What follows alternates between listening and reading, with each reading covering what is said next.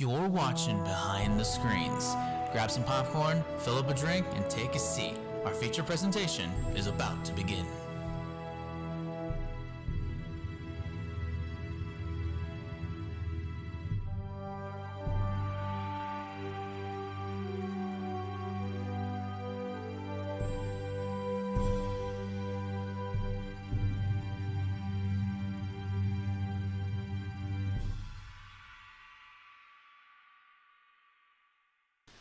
Good morning, good afternoon, good evening, whatever time zone you may be listening. Welcome back to another brand new episode of Behind the Screens. I'm Chris Chason, and joined as always is my co-host and best friend, Mike Lakewood. Mike, how you doing today, my friend? I'm doing pretty good today, Chris, and I'm very here to be on this, a monumental episode of Behind the Screens, where today we are concluding our first ever series of television. Thank God! That's probably what you're all saying. It's like, are these two done talking about Batman yet? For now we are. For now, definitely. We'll be now talking about the final 12 episodes of the fourth season of Batman the Animated Series, concluding all 109 episodes, but our next television session will technically still be Batman, but of course we'll talk about that when the video is over. Absolutely. So now we'll be going into the back half of season 4, with the final 12 episodes of this critically acclaimed series that was rounding out the turn of the decade, as well as the turn of the century, going into 1998 and 1999, starting with episode 13 of Batman the Animated Series Season 4, Mean Seasons. Ooh, this should be fun. Now, this is yet another episode written by Hillary, who, as you guys know, I have a somewhat negative bias towards because of how I'm not a big fan of how she writes female characters. Yeah, and she's a woman herself. Doesn't that sound like hypocritical? But I will say that this is definitely one of her better episodes, without a single shadow of a doubt, even if it's only for the ending. Batman pursues an ex-model who is now working to get her revenge, calling herself the Calendar Girl. Now, this episode is very interesting visually. Let me tell you that much, because this show actually does show that Batman does have a date-based villain in his universe that's not Julius Day, right? Is it Julian Day. Julian Day, that's right. It's not Julian Day. It's this lady right here. I can't even remember her name, honestly, because she's so forgettable. Yeah, I mean, Calendar Man is a lesser-known Batman villain, but could you write an episode with him? I mean, I could definitely. Mind you, we've really seen him in movies and television shows and stuff like that. I believe that her name is Paige Monroe. That's her name. I had to look it up. So the episode opens up with a runway show of very beautiful women trying on very beautiful outfits, where an older woman, probably in her 50s, was actually admiring them, talking to probably what's her boyfriend or her partner or something, that she wants him to buy her one of those outfits. He says, "For who?" And she slugs him. What did I do? And it's it just shows you would never be able to get away with jokes like that in today's world. I don't think so. No. Because it definitely goes inside with the bigger theme of this episode. Calendar Girl attacks the runway with a special theme of the seasons. She attacks many different people, like car dealerships and modeling agencies and talent scouts and all that, with summer, winter, fall, and spring attire in the very interesting ways, where she has these henchmen who are just big bulky guys wearing nothing but bow ties and black jeans. I'm thinking this is really funny because it's been so long since we had a very intimidating female villainess. I think the last one was probably Baby Doll. Because Baby Doll, this is another deformity thing for unlike Baby Doll. This is a little bit more closer to home. Very much differently so. This episode features Batman and Batgirl chasing after her following these kidnapping and abductions of the people hosted at these events, because, as we said, this Paige Monroe is after revenge of some sort. But of course, Batman does the research and find out that she was a big-time model, and then she just fell off the face of the earth. Which, of course, as you guys, I made aware last time, Barbara's redesign does make her very radiant for a young woman in her early 20s, but beauty is what this episode is really all about. And honestly, because it's actually mentioned on this season's IMDb page, specifically saying that all 24 of these episodes are much more mature than the previous 3 seasons were. Well, considering the fact we're on Kids WB, their own network, and not Fox Kids, they could go a little hardcore. And this And this next scene very much encapsulated that because it's a scene I will never forget, even though I don't think this episode is top tier. Batman and Batgirl get in on Paige's former manager, who is clearly trying to casting couch a young woman into getting her the job. Oh, basically saying, God. hey, you scratch my back, doll face, I scratch yours, you know what I'm saying? And Batman breaks his way in, tells her to run, and just looks at him as like, yes. They knew! Batman, they knew what was to come! Because literally, I knew exactly what was going to happen of that, and all I could smell was Weinstein. That's all I could smell. For those two of you living under a rock... Because this episode spoke volumes of the Me Too movement 20 years before it actually happened. Yeah. And of course, the freaking talent scouts answers, like when talking to Batman following this, it furthers that even more. Batman asks, why did Paige Monroe fall off the map? And his response, oh boy, she turned 30. What are you going to do? And that one line encapsulates how women are seen in Hollywood, in the acting business, in any business of showbiz, for any sort of way of life whatsoever. I lost my mind when hearing that. I'm like, seriously? That's how people thought back then? What is wrong with you? It's a serious case of ageism. Men like Robert Redford and Clint Eastwood can work in this industry until the day they die at the age of 120. Like, heck, Cry Macho is actually seen as Clint Eastwood's return to form after some of his films and performances haven't been meeting the grand expectations they used to. Yeah, and I heard Cry Macho was really good. Yes, but then, of course, I'll take this very big example that Mark Hamill once gave when talking about his preparation for the Disney sequel trilogy of Star Wars, about saying about how when they offered him and the rest of the cast a deal, Carrie Fisher immediately said yes without any prior negotiations. He thought she was crazy. When he questioned her why she would immediately say yes without asking for a good deal, she gave him a simple answer. Mark, how many jobs are there in Hollywood for women over 30? And it really did goes to show that she knew that if she didn't take this role, she would probably never get a big shot role in Hollywood ever again. She would be on the bottom of the list. And it really is sad because it shouldn't be like that. No. Because let me tell you, how many times did people go to the movies to see a beautiful woman on screen? The fact that you can easily replace a beautiful face is disgusting to me. Yeah. And this episode brings it to the forefront. I just wish they had more scenes in the episode like this, because most of the remainder of the episode is filled up with Batman fighting a mechanized T-Rex. And I'm thinking, wait, what? Because you're like, when does it become Mechagodzilla? Because like you remember the T-Rex animatronic that was on the film lot that Batman fights. That fight is fine. It's just not what I'm here to see from this story. It's just so diverted away from the theming of the episode that it feels like weird. An unnecessary addition, and it takes away from what we should do. Pads out the 22 minutes before we get to the final fight. Batman and Barbara managed to defeat Calendar Girl and managed to get her to the police, rescue the hostages after finding out her full story. Bullock, like a head, removes her mask that like she's had on this whole time. When we see her real face, it's totally fine. There's nothing wrong with her, except she looks a tiny bit older. But I didn't see any wrinkles. And of course, Paige screams in terror that she doesn't want anyone to look at how hideous she is. And I'm like, what? And Barbara says she's beautiful. Kevin Conroy's delivery of this next line is honestly one of the better ones, and shows that even though I love the stories of season 1 through 3, the stories are still very good, if not a bit lacking in places in season 4. The voice acting has never been better. Kevin Conroy saying when Barbara says she looks beautiful, Bruce says she can't see that anymore. All she sees are the flaws.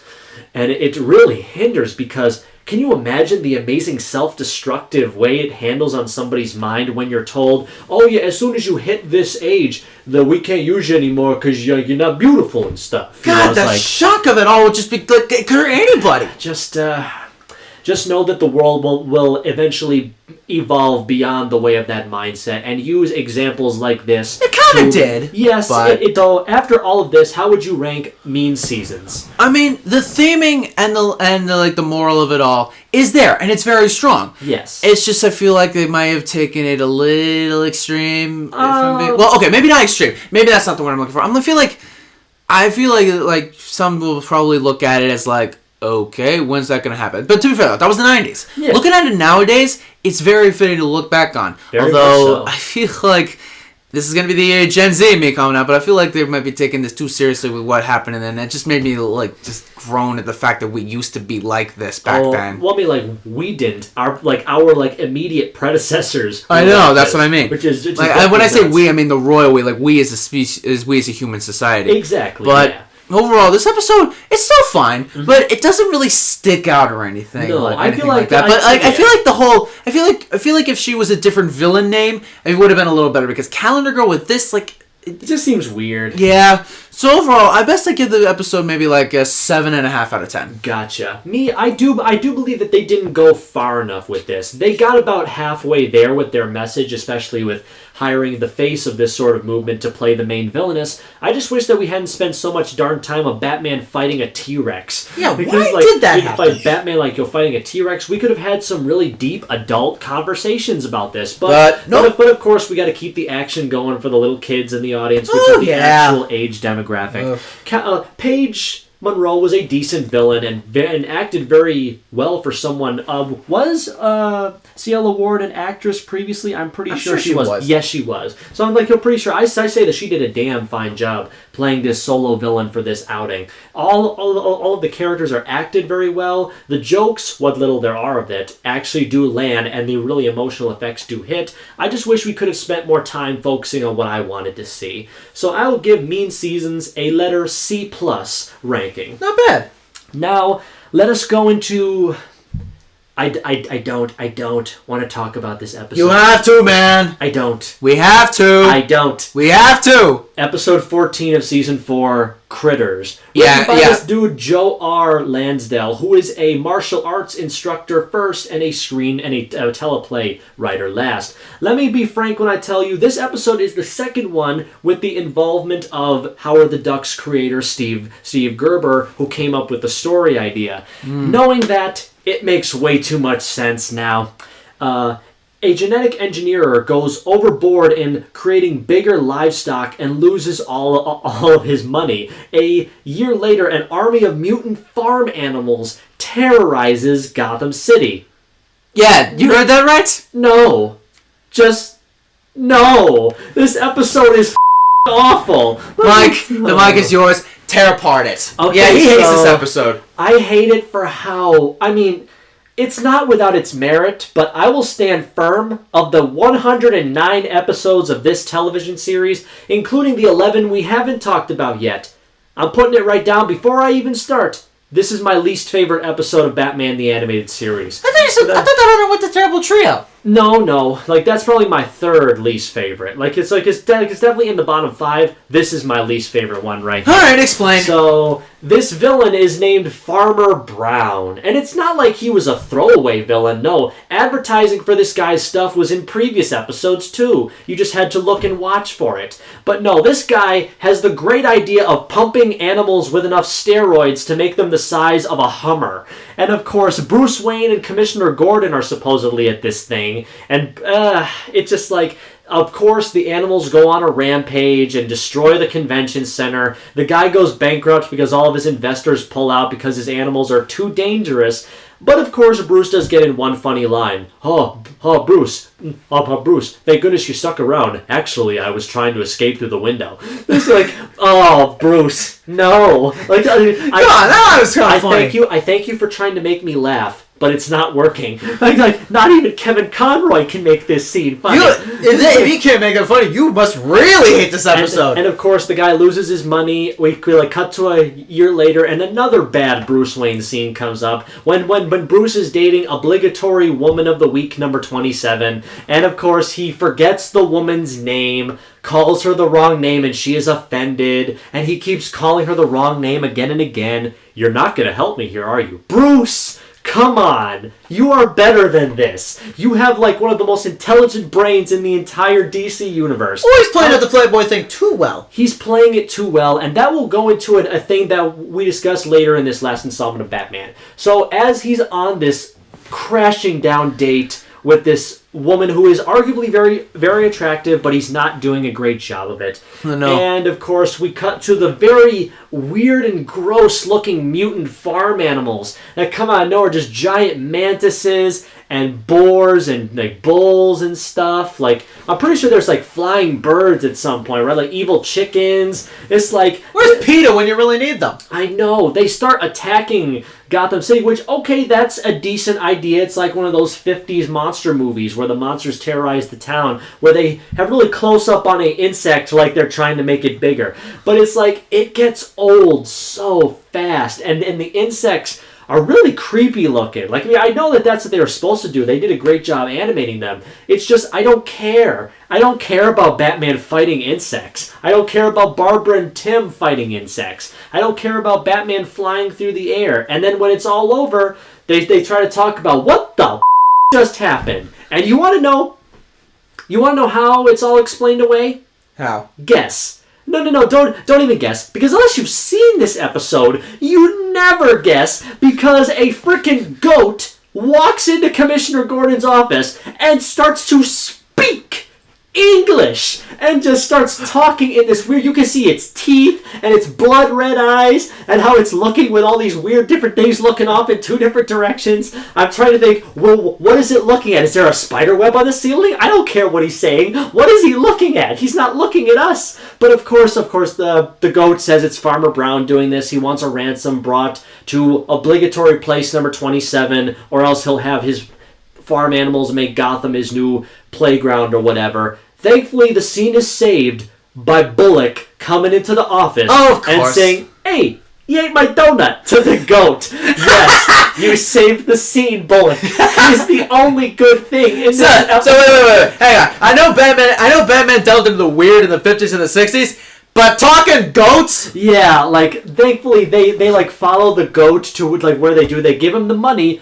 But Bullock, like an idiot, decides to follow the boat back to where they're supposed to go. I think that's what specifically happened. Sounds like it. Bullock travels there, and originally it looks like Farmer Brown's hideout is a really, really poorly animated farmstead with pig pens and a farmhouse and all these clouds and stuff floated everywhere. His daughter is another thing, all things considered. His daughter is a busty blonde with short shorts, a crop-tied plaid farmer shirt, long blonde ponytail in the back with the cute Bruce Timm dimple that he gives every woman. She can lift a freaking car. Like, it's clear that she is hecka strong when carrying those feed bags to like all the different animals. She must have a lot of muscle or runs on a lot of adrenaline. Yeah, and of course, like, when we find out that thankfully the hideout is only just a stage and there's a bigger lab outside everywhere. So, okay, that's actually pretty creative. I'll give him that. Bullock is found out and thrown into the pig pen after making a pass at the farmer's daughter.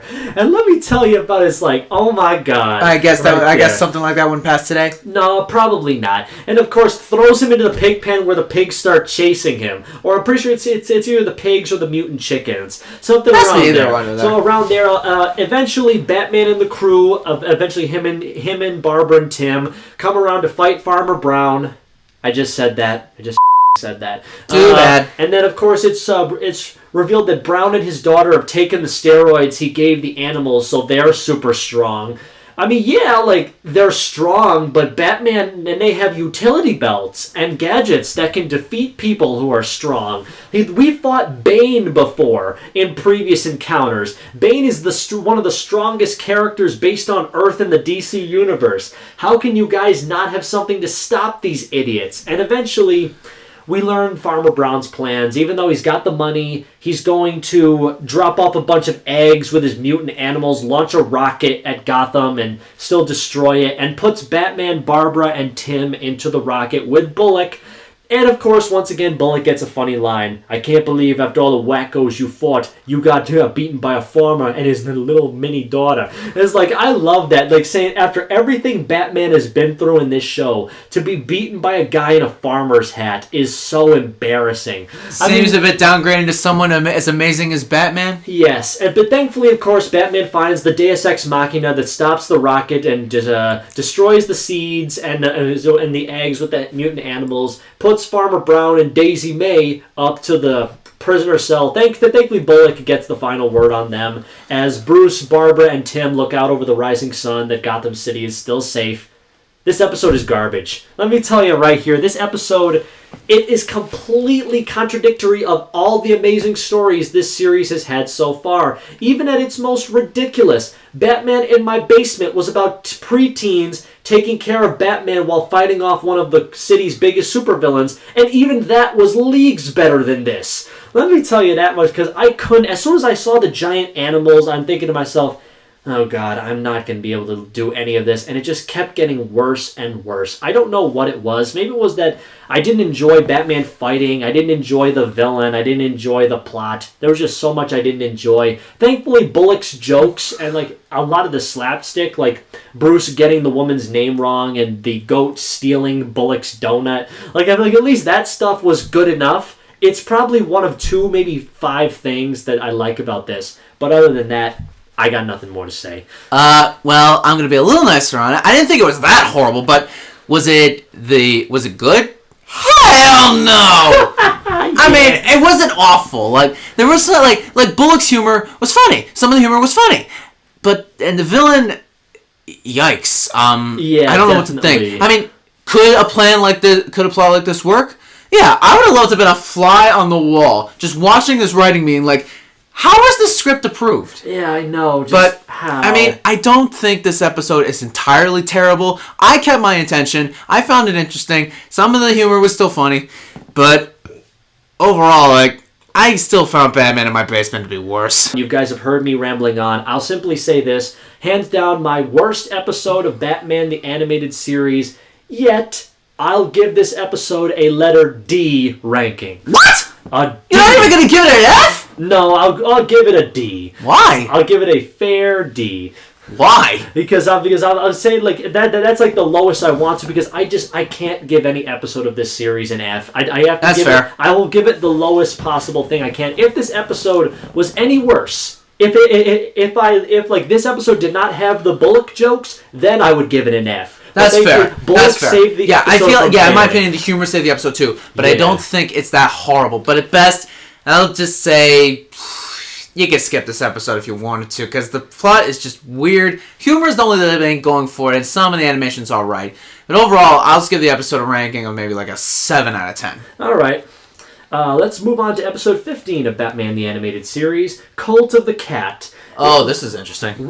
With actually a story by Paul Dini and Stan the Man Berkowitz. Ooh. We got 2 of the big heavy hitters here. Oh my goodness. So that's at least good. Yes.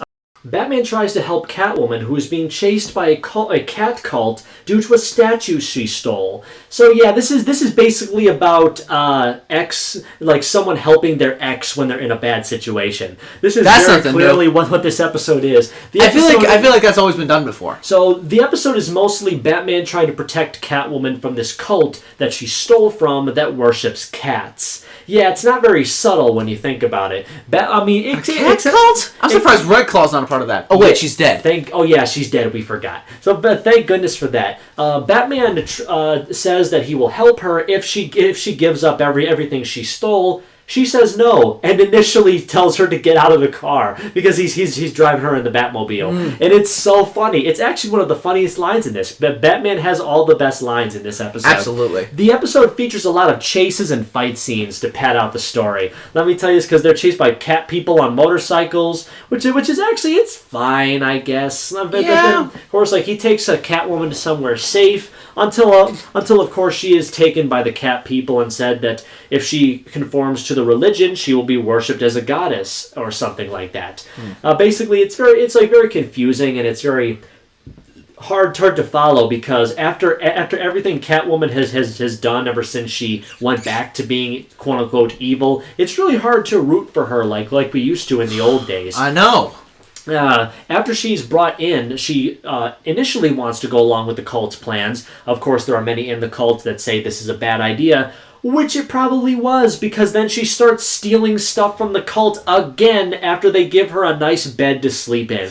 Batman manages to come to her rescue, but is very disappointed that she keeps stealing, and that her I forget what the term for stealing is, like the disorder for having a urge to take things. Kleptomania. Her kleptomania keeps getting worse. And like the fact of the matter is, this episode definitely states that even though Batman may have 1% of his heart still caring for Selina, it's like very much clear that they don't have the same relationship they did in the previous 3 seasons. Yeah. He's pretty much moved on from her, and he just wants to help her, but not if she won't help herself, which she clearly doesn't want to. So much so that when it looks like they're about to be caught, Catwoman knocks Batman out before they can escape, and she gives up Batman for her status in the cult, which she initially does before she finds out they're going to sacrifice Batman to a frickin' saber-toothed tiger. What? How they got the saber-toothed tiger? We never know. They just have one now. Plot convenience? Oh my god. And then, of course, seeing as how Catwoman is not a totally awful person, she does betray the cult to save Batman from the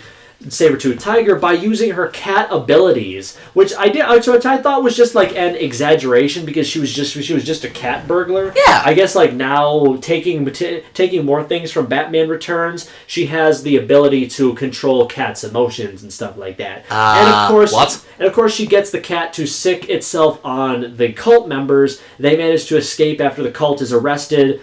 But unfortunately, all of the evidence was gone. All the jewels and stuff were taken. Batman knows exactly where they are. Yep. And of course, Catwoman, Selina Kyle, has taken her cat Isis and run away to Paris with all the loot, wanting to live a nice, comfortable lifestyle for the rest of her life. And of course, one of her last lines is, "You know, Isis, I didn't know being on the right side of the law could be so rewarding." God, Selina, what happened to you? I do not know. They basically took away all of her, like, I don't know, like her redeemable qualities. Like, she was clearly doing bad things, but she was doing it for a decent reason. And she could be redeemed if she only tried, until she realized she didn't want to be good. She liked being bad. And I just, like, normally I like that, but I liked the direction they were previously going. Yeah. You know what happened? I don't know. Like I'm just saying is how they tried their best. Stan is usually really good with pathos, but sometimes he forgoes previous information to tell the story he wants to do. Yeah. It's kind of like Stan is like a better version of Jeff Johns. He tells these stories, but of course he only wants to do it his way. That's fair. You know, yeah. you know what I'm saying? Yeah. Okay. People actually do like this episode, believe it or not, with all of its interesting design choices. The design of the cat being like the saber-toothed tiger being very well done. Yeah, it does look cool. It's just I wasn't really all that engaged. I mean, I do like Batman and Catwoman together, but you have to make stories like we've seen previously with them. Stuff like with him rescuing her after she's been infected with a life-threatening illness. Stuff like that. Or like when she's teamed up with Ventriloquist and fighting him to make sure her better nature wins in the end. Yeah, but then you got something like this and just like... It's like most of that just got tossed out the window. I know, it really honestly did, which is such a big disappointment. Yeah. So I will honestly say I'll give Cult of the Cat, episode 15 of Batman the Animated Series, season 4, a letter C ranking. The C sounds fair. Me, I give it the same way I did with Critters. I give it maybe like a 7 out of 10. It is alright, but I feel like it could have been a little better given what we were known previously with Catwoman. Most definitely. Ready for number 16? Bring it on. Episode 16 of Batman the Animated Series, season 4, Animal Act, written by Hillary. Oh boy. A series of thefts are being committed by circus animals in a town where Nightwing's old circus is performing. Is it an old friend that is training the animals to steal, or is it somebody else? So this is actually one of the few episodes of the season where we actually focus on Dick as Nightwing, where of course we get to see him do like stuff as like we did previously with You Scratch My Back. Right. We get to see him and Batman and Robin team up to stop circus animals like a gorilla and 2 bears from stealing computer components. And of course Dick used to know these animals because they came from the circus that his family used to work at. Exactly, yeah. But then, what animals want with computer parts? Let's take a good look-see. When Dick and Tim go to visit the circus grounds, there's a weird clown patrolling the grounds. And of course, normally you'd think, okay, Batman show, clowns, this is really cut and dry. But it really isn't. We go in to see that Dick is welcomed back with open arms by all his people there. And of course we see that one of his younger friends, a animal trainer and a snake charmer, who of course Batman immediately thinks is the person behind the thefts. Because, Batman really likes to jump to conclusions. Yeah! Because that seems so out of character for him. And it makes me so infuriated that they would write him like this. And this episode only goes to show just how strained Dick and Bruce's relationship has been because of how cold they are towards each other. How they're constantly questioning each other's motives and pursuits behind this case. Yeah. About how Batman thinks that Dick is being emotional, how he's letting his previous memories with this person cloud his judgment. Yeah, because that's what a normal human being would do. Yeah, come on, Batman. But then, of course, it's later revealed that she did not do this, like after finding out the things that the bear and the gorilla were stealing. But, of course, when Bullock goes to investigate the fairgrounds about what's going on, the clown assaults him. The clown from before attacks him, and it leads to a bunch of shenanigans where we eventually find out the clown was the Mad Hatter in disguise. What? Basically hypnotizing the circus animals to steal the computer components to make more mind control devices. What? That is so awful. It's ridiculous. I mean, look, you know what villain I think would have made this better? Joker! Yeah. Have him be the clown! Have Joker be in it! Yeah, that would have been so much better. Yeah, but Mad Hatter of all people? And then I get the hypnotism bit, but come on, man! Then, of course, we have Batman and Nightwing and possibly Robin. I don't honestly remember. Robin sometimes appears, but... Yeah, going to the circus to try and help the people being hypnotized. So basically, when Mad Hatter is found out, he's now hypnotized the circus people to do his bidding for them. Of course, Robin has to fight his old friend, who I'm pretty sure he's still in love with, but he'll never say. Yeah. And then, of course, when they do get them out of control, when they're about to get Mad Hatter, he pulls a gun on them, saying, normally I wouldn't indulge myself in such primitive forms of violence, but you leave me no choice. Shut up! Yeah, enough with the philosophical mumbo-jumbo. Get the throwing punches already, jeez! I should probably say Mad Hatter's redesign is definitely one of my weakest, because Paul Dini specifically made him as tall as the other people, but as of in the 2 years it's been since season 3, he's shrunk to half his size. Yeah, what happened? I have no idea how. Were they trying to be more accurate to the actual Alice in Wonderland stuff, or what? Believe it or not, that's actually exactly what they were going for, because I actually read Paul Dini's book he actually made following him talking about his experience about the creation of Batman the Animated Series and the 4th season, going really in depth about the character redesigns, the ideas for the characters and set pieces. You're serious? Yeah, and of course that's exactly what he said the rationale was when they changed his design for season 4. They wanted to make him look like the book Alice in Wonderland. I get it, but It was too radical of a change. A little bit, yeah. Too radical of that. And of course, we have the day is saved and Mad Hatter is put in jail. Tim previously said about how he wanted to see what circus life was like. And Dick shows him. He talks to his trainer friend, and she gets him a summer job working at the circus, shoveling crap. Yeah, it's like, okay, if I didn't hate this episode before, I definitely hate it now. Come on, that's kind of funny. Is that kinda? It's not funny. I don't laugh at humor unless it's real, fart humor. We don't just do dookie jokes. Yeah, see, you can't just do it for the sake of doing it. It has to have thought put into it. Like, what's a good example of a dookie joke? The one from Teen Titans Go to the Movies. The prop toilet, yeah. That was a good joke. This was just, oh wow, Tim Drake is shoveling gorilla crap. Yeah, that's really what I wanted to see. Yay. So I'm pretty sure that I've already stated my feelings about this one. I definitely think it's one of the weakest of the entire Batman animated series. Having Mad Hatter be this juvenile and this redundant is just... I was really not having it, if I'm being completely honest. I mean, I did like hearing about Dick's backstory more, because you know how much I'd love to hear more about that. Yeah, and he grew up in the circus, so it makes sense. Yeah, it definitely made a whole lot of sense more often than I would very much like to do it. It's just...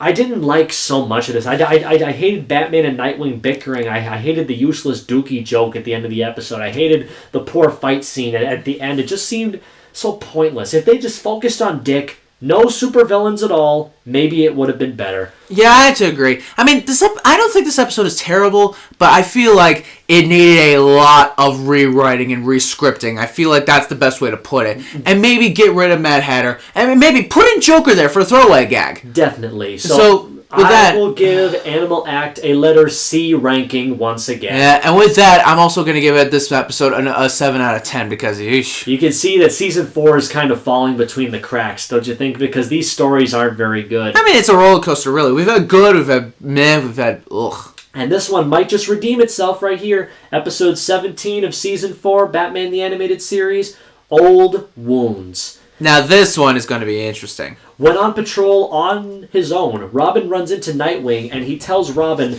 the story about how he and Batman first fell apart, what led to them being so bitter with each other in this season. The story reveals that Batgirl discovered Batman and the original Robin's secret identities, and also explains some of what went wrong with Barbara and Dick's relationship.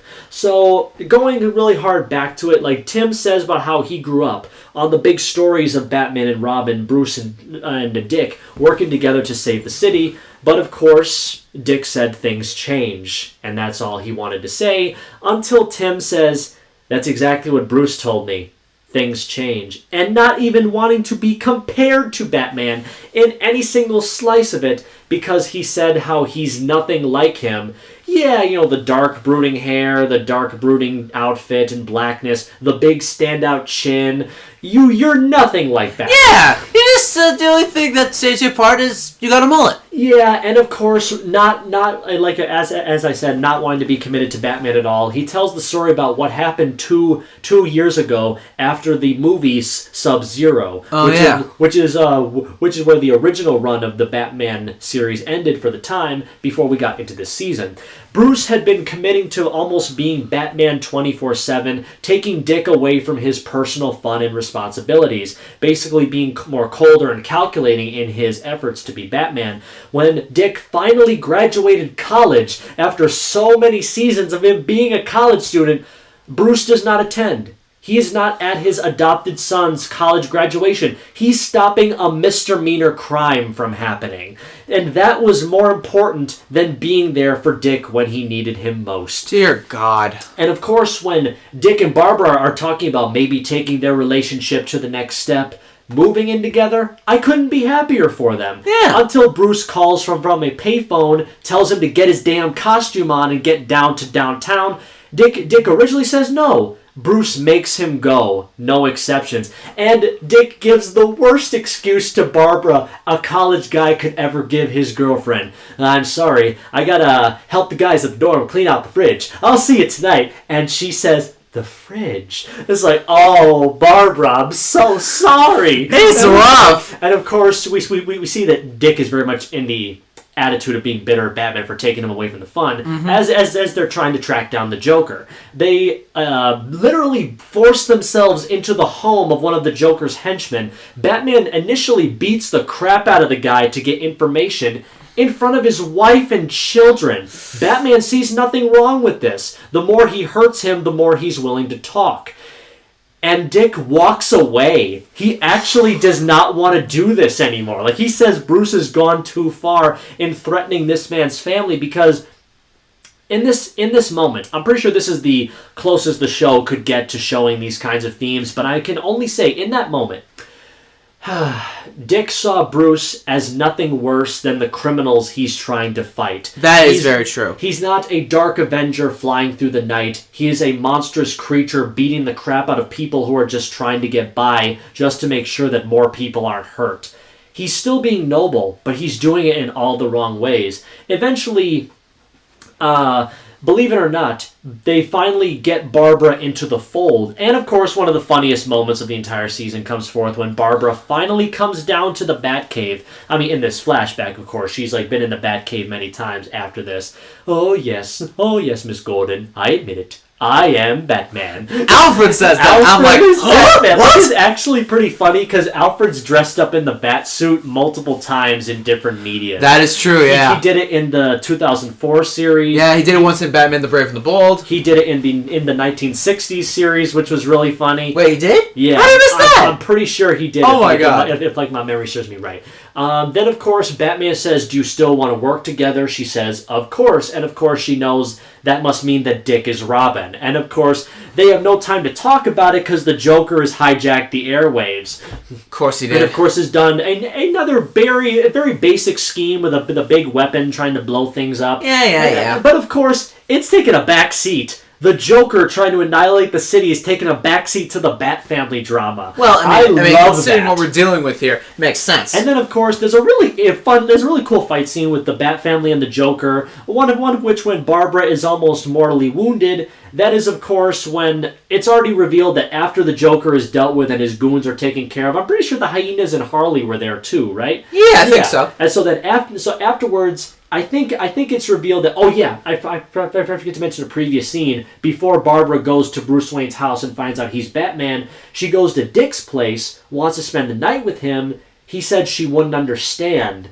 but then she said that she knows all too well what it's like to be busy. And then she puts two and two together. And then, of course, says that they blow up in her face. The fact that Barbara found out on her own.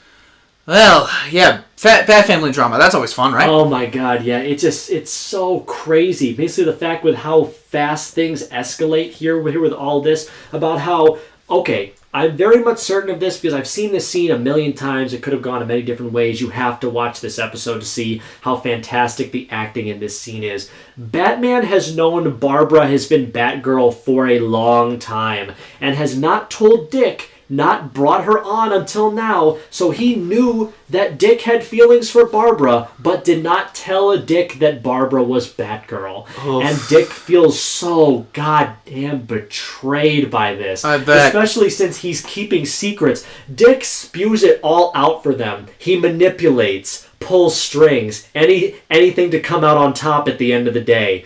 And of course, and it doesn't help, and it's something in further material, like in the Batman Beyond 2.0 comic.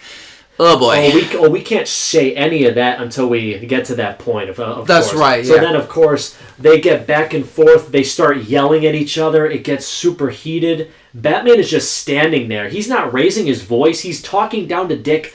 Like he's still talking down to that 10-year-old kid who just saw his parents fall to his death before his eyes. Dick is a man now, and Bruce refuses to accept that. I thought that we had the same goals. Things change. I changed. The game's over, Batman. I quit. As those words cut like a knife through the multi-leathered bat suit. Bruce tries to grab out to Dick. And Dick slugs him in the face. Yeah, he punches him. I'm like, holy crap! Barbara is horrified as Dick throws his Robin mask to the ground and gives up the title forever. And it was on that day, because it really does bring to life one of the things I've been building up throughout this little look-see into Season 4. Bruce became so hardened by his experiences as Batman and had nearly lost his life multiple times, saving a city that had slowly been falling apart around him, working harder around the clock to keep together the family and the home that he'd been having for so many years. He forgot why he was doing it in the first place. He became so self-involved with his mission, forgetting people's names, acting like an asshole to everyone who ever loved him, all for the sake of trying to be the best Batman he could be. And it drove the most important person in his life, probably besides Alfred, away. Yeah, pretty much. And of course, after that, they've been really bitter with each other ever since. He told Tim that he never put on the Robin suit again. In fact, I'm pretty sure he even originally thought he never wanted to see Bruce again either. Yeah. But of course, it showed that, even though things do change for the worse pretty much every other day on planet Earth, they eventually find the Joker thug that Bruce had originally beaten up. How after the Joker was arrested and after Dick quit and moved out, Bruce gave him a high-ranking job at Wayne Enterprises on the security detail. He gave him a new start. Look at that. To want to show that he was learning from his mistakes. He saw fully what Dick was trying to teach him, and that maybe it was time to talk things out and try and move on. Well, they did work out a little bit then. It did seem hopeful for the future, but in the wider range of the Timverse, we'll get to that. But in the immediate now, it doesn't hinder the episode. No. I think it's one of the best episodes of the entire series. Absolutely. Old Wounds is honestly just an amazing episode because we see more world building, character dynamics challenged, families drawn apart by something as civil as suiting up as a bat in the creature of the night. It showed that there was much more to these characters than met the eye. This was not your father's average Saturday morning cartoon. No. There were emotions, stakes, and relationship lines would be drawn forever. Yeah, and honestly, it proves that this is one of the best episodes we've ever seen. So, Mike, how would you rate Old Wounds? I would definitely say that I would put it as one of the greatest episodes of the entire series. Absolutely, me too. Emotional coil, amazing fight scenes, and stellar voice acting along with animation. Heck yeah! I'll very much gladly give Old Wounds, episode 17 of Batman the Animated Series, season 4, a letter A ranking. And A, baby, I love it. Yeah, I give it like the same, but in terms of numbers, this is one of the most emotional episodes I've ever seen of this show, and it pulls on your heartstrings, man. It really I love does. it. Nothing is better than family drama. Well, it depends on the family, but still, it's great to see. And honestly, I'll have to rate this episode as a solid 9 out of 10. Wonderful. Okay, let's move on to episode 18 of Batman the Animated Series Season 4, The Demon Within. Oh, this should be fun. Once again written by Stan Berkowitz. Batman and Robin assist occultist Jason Blood when Clarion the Witch Boy takes control of Jason Blood's alter ego, Etrigan the Demon. Now, okay, before we get into the backstory of this, because like I said, this is one of the episodes where they used to expand the overall DC universe like they did with Jonah Hex and Zatanna. This episode was the final performance of Clarion's voice actor, who died shortly thereafter, believe it or not, which is actually crazy. I actually didn't know that. That's probably why he was never featured again in the in the following shows like Justice League and Batman Beyond. Yeah. They didn't want to recast anybody, so they just had this be his only appearance, which is actually kind of sad because I'm not a really big fan of this episode, despite how many cool characters are in it. Okay, let's talk about Etrigan the Demon. Now, Jason Blood was originally around the time of Arthur and the Knights of the Round Table, but he betrayed King Arthur and Merlin the Wizard, right? Merlin cursed him. Merlin cursed him to always have a demon inside of him that would come out at the sight of a chant, which would be really funny. Etrigan the Demon only speaks in rhymes, and it's fun for but sometimes it can get just annoying. Yeah, and also, in some incarnations of Etrigan, it's very inconsistent. Yeah, it does. This show, I'm pretty sure the Timverse version of Etrigan doesn't rhyme, right? No, as far as I know, he only rhymes to summon himself, but that's really it. That's it. But then, of course, you get the New 52 animated movies. You get the Young Justice appearances. He does rhyme, but not here. And of course, Clarion the Witch Boy is basically like the anti-Dr. Fate. Yeah. Mike hates Clarion. I don't hate him. I just find him annoying and irritating. Yeah, that also goes for Young Justice because Clarion plays a big part in that show as well. He's basically like the embodiment of chaos. It's kind of like, I know that some writer just thought, okay, I hate children. I'm going to make one of the worst children villains of all time. And he did it. I know, because there are some dudes out there who just hate kids. I know that is true, yeah. I do think that children in television are 99% nuisances. I do think that there's only a slim 1% where they're actually good. Who would fit in that 1%, may I ask? Carl Grimes from the Walking Dead television series. I'll definitely say that. Chances, obviously, Tim Drake from this series. Oh, duh, obviously. It shows stuff like that.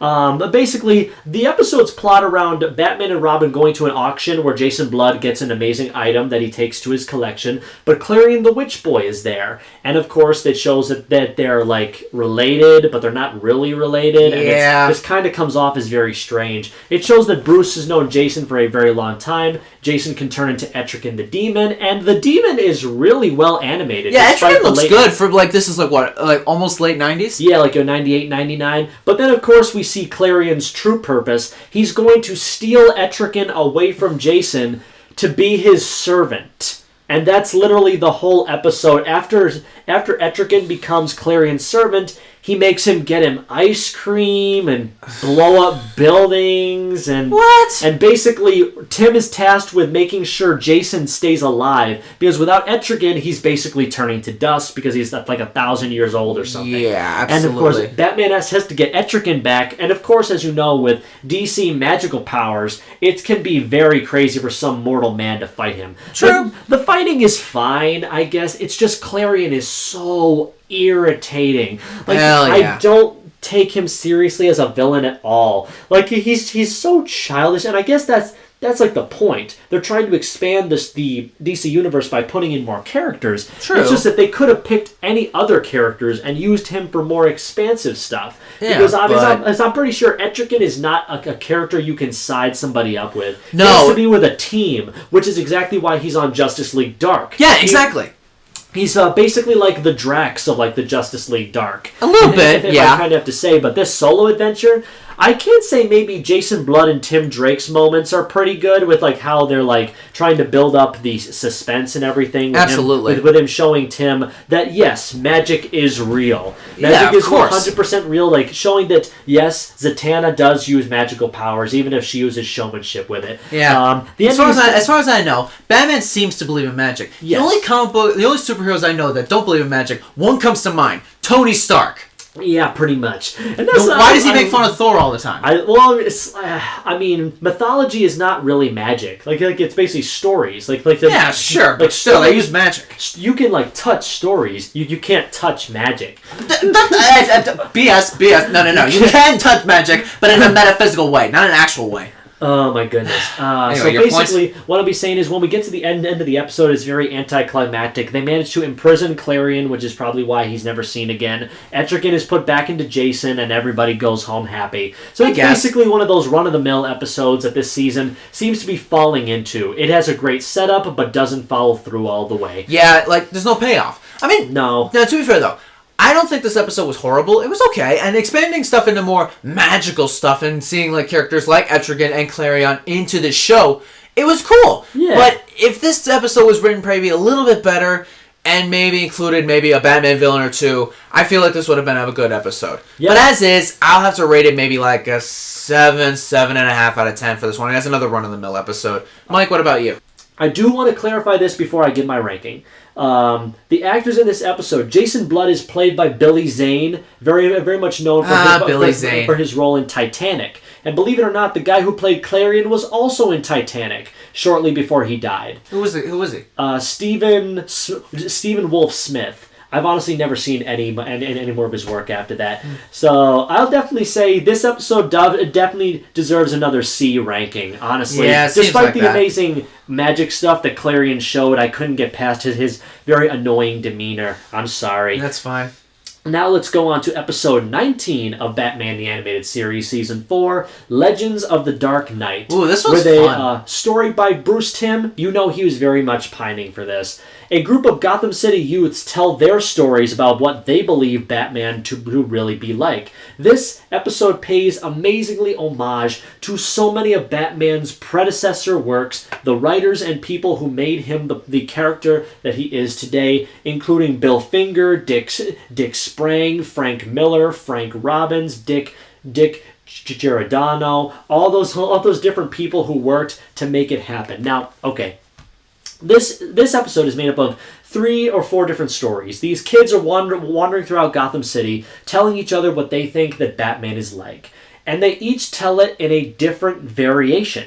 They have their own different version of what Batman is like, and the first one being a young girl, the first one being a campy guy who sees Batman as a fun-loving, colorful superhero who is both intellectual but also very do-gooder and very campy like that. So pretty much a nod to the Silver Age. Very much so. The episode changes art styles many times to show that they're paying homage to the writing styles of the different comic book ages. And I think it is absolutely amazing that the way that they're able to do this. Let me tell you, because when they cut to the first one with Batman and Robin stopping the Joker from stealing a prized Stradivarius. Like, Yeah. I think it is so funny because they pieced it together from a clue the Joker left behind so they could beat him up in this weird factory with this weird deformed look on his face. It's just amazing. Like, I absolutely love this one so very much. Yeah. I do believe that was Dick Sprang, the one that they were homaging with the Silver Age one over there. Dick Sprang was like a real Silver Age author. Yep. Basically, Batman refers to Robin as old chum. And I will never not think that is amazing. Because for all you guys, I'm pretty sure I mentioned it at least once or twice, Adam West was my very first Batman. Well, that's for a lot of people. Growing up in the 1960s series, that's where I grew to love superheroes. I grew up watching Batman on my television set with 22-minute stories of him running through the city, driving the Batmobile, like going to get clues and beating the bad guy and always winning. That was my Batman before I discovered so many other iterations. Like this show. And I'm just thinking so very much amazingly like it like that. The second story is told by the female of the group, who's more of the tomboy. Seeing Batman has weapons and he fights dirty and he's very, like, not kid-friendly at all. Very Frank Miller and very Ben Affleck. Yep. The scene then cuts to the show's homage to Frank's novel The Dark Knight Returns. Which, let's be honest, despite what we say about Frank Miller, The Dark Knight Returns is still a fantastic story. It's pretty good. I will say it hasn't really aged all that well. Some parts, no. And of course was probably much more better received back in the late 80s. Yeah, it was around, I think it was like, what, 1986? 86 to 88, around right, there. Okay. So basically we have her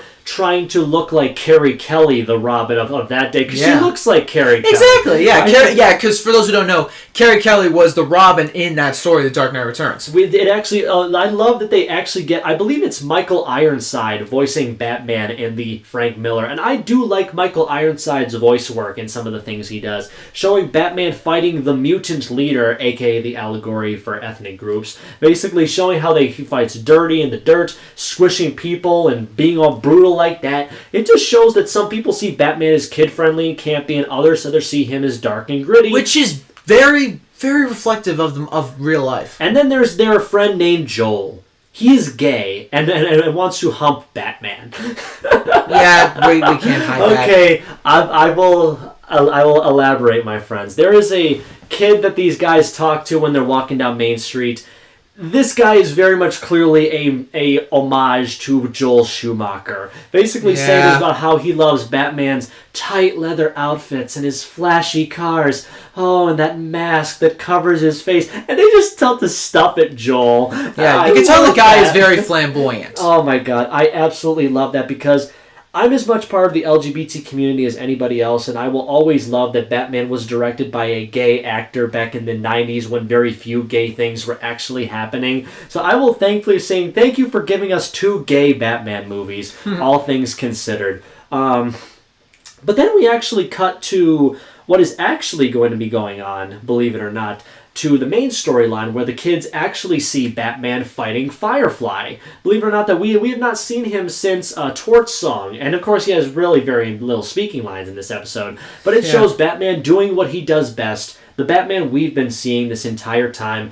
Kicking ass, taking names, burning down buildings, and stopping the bad guys. Overall, the kids learn that Batman is, in fact, real. They are convinced of this.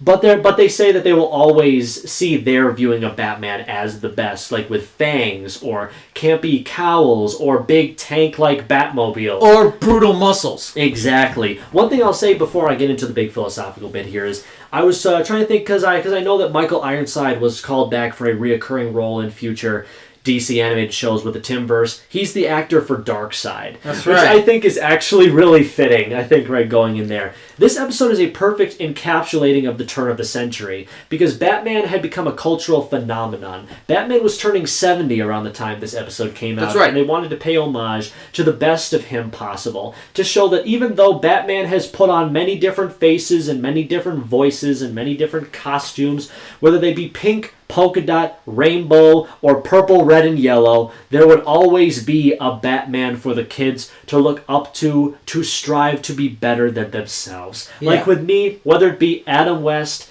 Michael Keaton, Val Kilmer, George Clooney, Kevin Conroy, Derek Bader, right? Diedrich Bader, yeah. Diedrich Bader, Even Ben this Affleck. one, Christian Bale.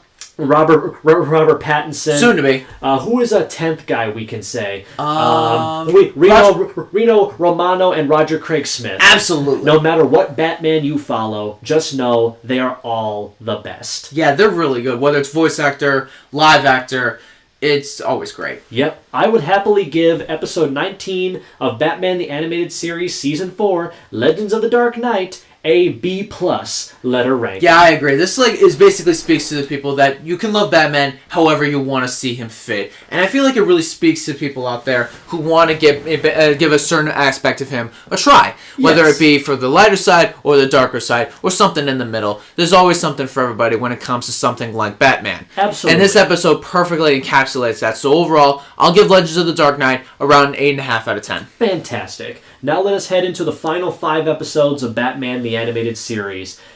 I'm really going to hate to say goodbye soon. Episode 20 of Season 4, Girls' Night Out. Another Hillary episode, but I will admit it's probably one of her best episodes. Yeah, and this episode is another one of those episodes that incorporates a Superman the Animated Series characters. Yes. Because Livewire and Supergirl are in this episode. This episode was one of the main pushes to show that these two shows, Batman Season 4 and Superman the Animated Series, were in the same universe and that they would cross over. I can't wait to tell you guys about this one. Livewire, Poison Ivy, and Harley Quinn join forces to wreak havoc in Gotham. With Batman and Superman away on another assignment, Batgirl and Supergirl must team up to stop them and bring them to justice.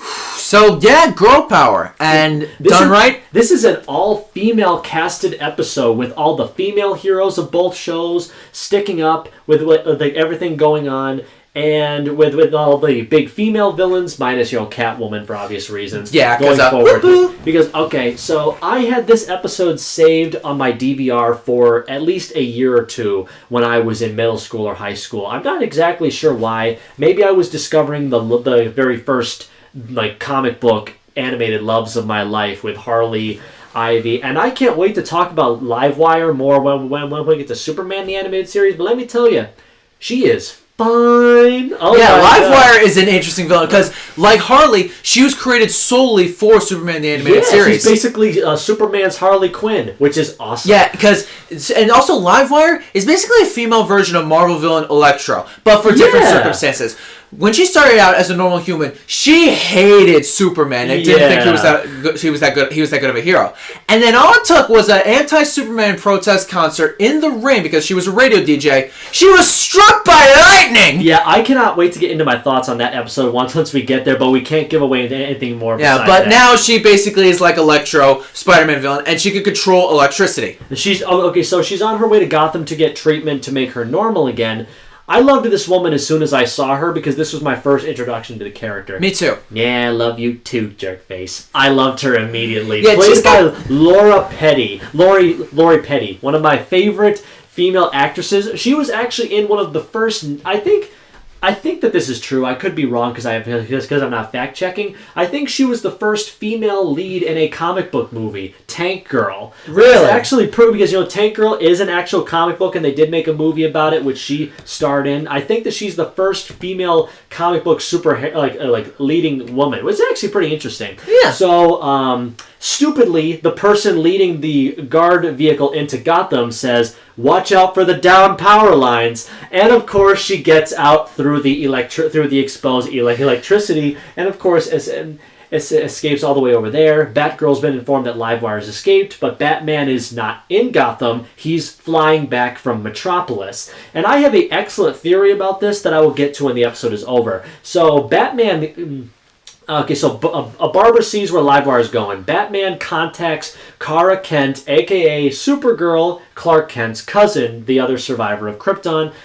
Kara is just, wow. What a looker. Kara's great. She's also good in the Superman animated series as well. Because I know that you and I have not seen much of that show. No, but I do know she plays a prominent part later in the show. Yeah. Okay, so basically she's on call with her mother, I think is Ma Kent. Yep. She's house sitting for Clark because he is unavailable. And of course she's drawing doodles of herself as Supergirl saving the city. Bruce calls her on the phone and says that Superman is needed for an assignment. she says, "Who is this?" Sounds like a cape to me. It's like she knew. He immediately hangs on. Oh, she knows. Compromise.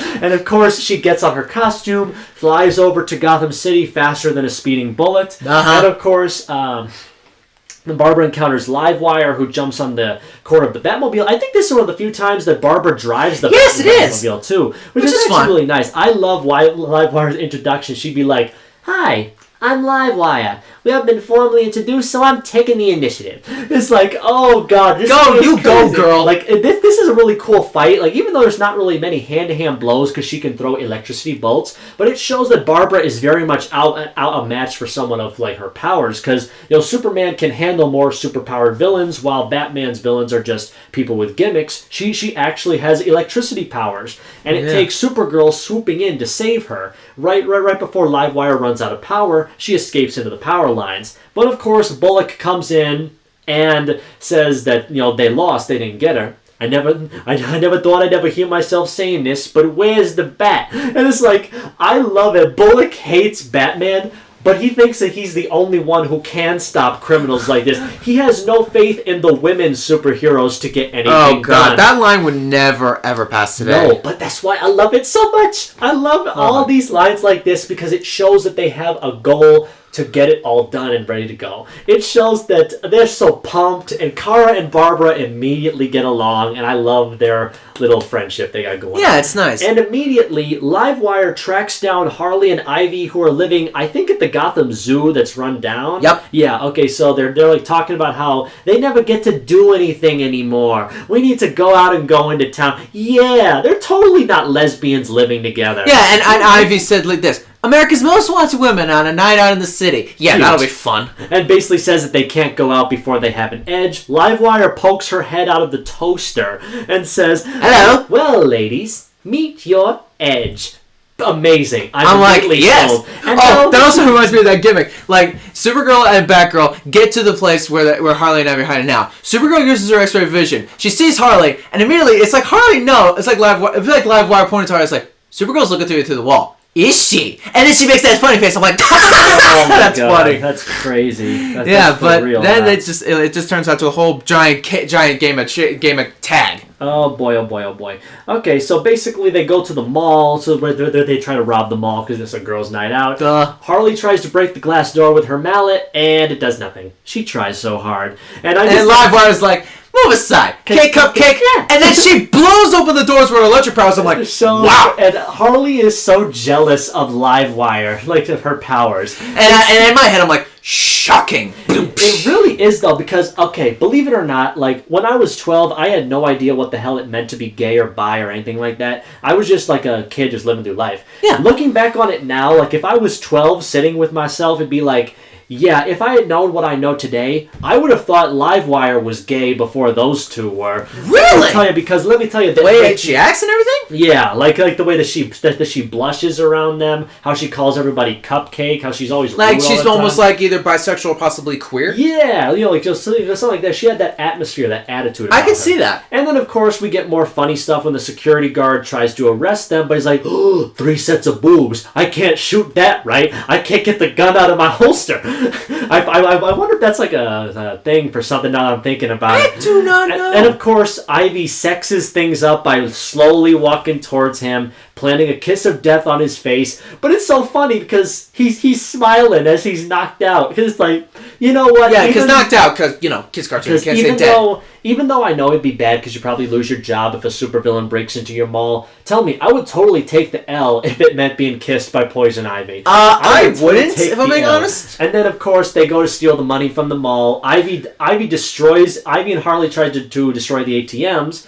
Livewire says, "Nice, but messy." And she gets twice as much money. She's just trying to one-up them. Yeah, it just shows that, I would love it if more of the villains of Superman show came over here, but, the show didn't go into a season 5, so what are you going to do? And then they get all the cash. Livewire says she's going shopping and makes Ivy and Harley pick up the money.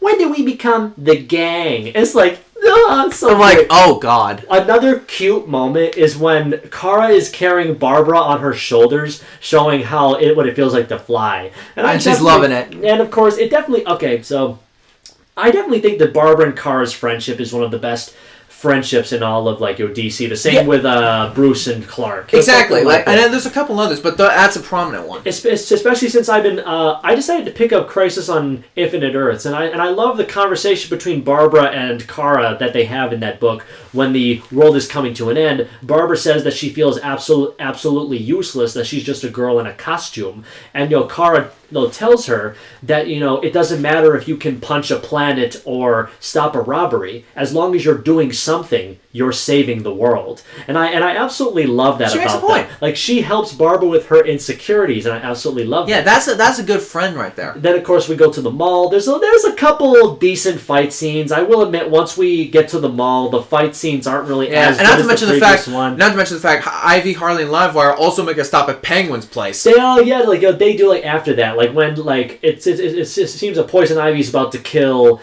Barbara, but then Supergirl saves her, gets her out of there. One of the best moments is when Livewire is knocked out by Barbara's gadgets, and Harley tries to wake her up by spilling water on the electrified supervillainess, and she nearly explodes. Are you out of your mind? Yeah, I love that. I'm like, yes! I absolutely love it. It feels like if parts of this episode feels like Paul Dini wrote it, but he didn't. That's surprising to me. It really does feel like it's doing right. Maybe he had a hand in the episode. And then, of course, she's obviously too weak to get out, so Harley gets her to the car.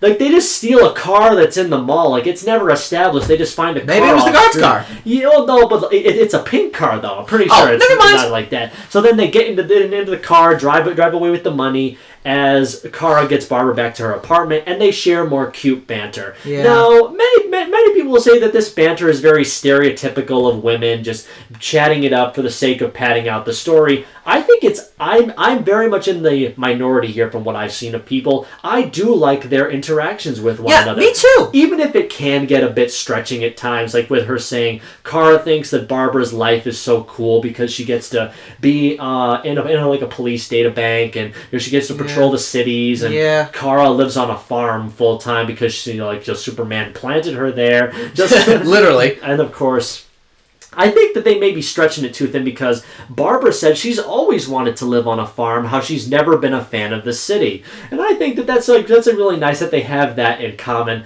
But I will always love Tara Strong's rendition of Barbara saying, "Chores, man, I always wanted to have chores." And I'm like, something no one has ever said ever. Man or woman. And I just love how they laugh it off. It's like, you guys are adorable. Please never change. Yeah. And of course, then they get back into the fray. I love how Barbara pulls her hair through the hole in the back of her cowl to get her hair through there. There you go. Which is honestly really nice. Then they go to the Iceberg Lounge. Long time since we've been there, and I've really been missing the aesthetic. Livewire hates it here because the whole place is wet. It's dripping wet. There's wetness everywhere. Well, I mean, it's water, and also there's live seals in there for some reason. Oh yeah, I mean, I think that's I don't think really penguins, cool. but I think that more restaurants should have live animals in there. There are live lobster tanks in some fancy restaurants, like that. But that's different. Like Harley tries to pour her a drink, she don't do liquids. Then how do you survive? How do you get your hydration? Or are you just a living embodiment of electricity? I'm pretty sure we'll learn once we learn more about Superman. I've got a feeling it's the latter, considering what I'm dealing with here. I mean, how does Electro deal with that kind of stuff? Well, I mean, because technically, Electro is not living electricity. He just conducts it. He's still human. He can just conduct electricity. That is true, and also he has grown more water resistant as many times as he fought Spider-Man. Yeah. But I digress. I mean, okay, I know that this is definitely one line that I did appreciate years ago, but May has definitely aged when Penguin comes over to get them to stop fighting because the girls are still fighting with one another. Livewire calls him Lard Butt, and he says, "Out you three pixies go." And I'm pretty sure, considering the word pixie around LGBT lesbian individuals, he's saying is that "out you three pixies go," because it's clear it's definitely not aged as well as it thought. But thankfully, the three women blow up the club, so thank God. They get. I thought you were going to say something about Lard Butt, but no, it makes sense considering Penguin is a. No, he's definitely. But pixie is that a derogatory homophobic term? Pixie, fairy, stuff like that. Oh, gotcha. And then of course, Barbara and Kara come up here. Penguin gives away where their location is. I'm not sure how he knows. Maybe one of his goons told him. Probably. And then they go to the place where they're at. And I love how Livewire scares the hyenas away. Beat it! Hey! It's like you don't want to mess with this girl. Why didn't we have a whole show with these three? Because it's so That would have been funny. And of course, like Ivy has her early alarm system. Harley makes the face through the wall, which I still have no idea how. I mean, maybe, I'm sure, like I said, I'm sure Livewire mentioned to her, I bet you Supergirl's looking through that, I bet you Supergirl's looking through that wall with her extra vision. Oh, really? Yeah, and it's literally how it was right over there. And then, of course, the big fight ensues. Even though Barbara said she had something to stop Livewire, the device she has is immediately destroyed before the fight even starts. And the fight is fine, if not a bit the fight's cluttered. like my only problem with the episode. Yeah, I mean, it kind of goes on for way too long. I'm guessing they kind of ran out of stuff to do. You could have had an awesome car chase, but of course, then again, Supergirl can fly and limited budget also. Yeah, probably. Like we have Ivy fighting Barbara. I love this. I'm pretty sure the best part of the fight is when Harley tries to use her fist revolver to try and shoot Kara. Yeah, she got that Kryptonian skeleton, so the fist goes right back in her face. That's funny. I love that. Like it bounced off, I was like, and then of course the fight keeps going on and on.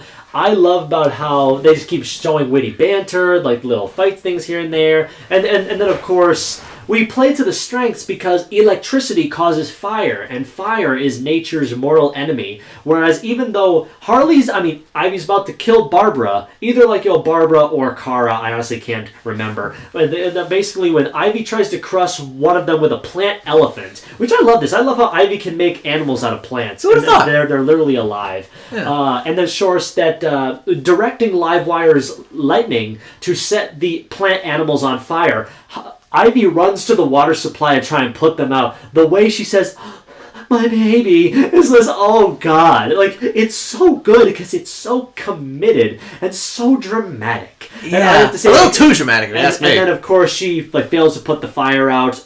Supergirl takes down Ivy. Barbara takes down Livewire after she's zapped with the water. The day is saved, and Barbara... And Harley was just knocked out by her own punch. Yeah, that was it. She had no purpose being in the fight anyway.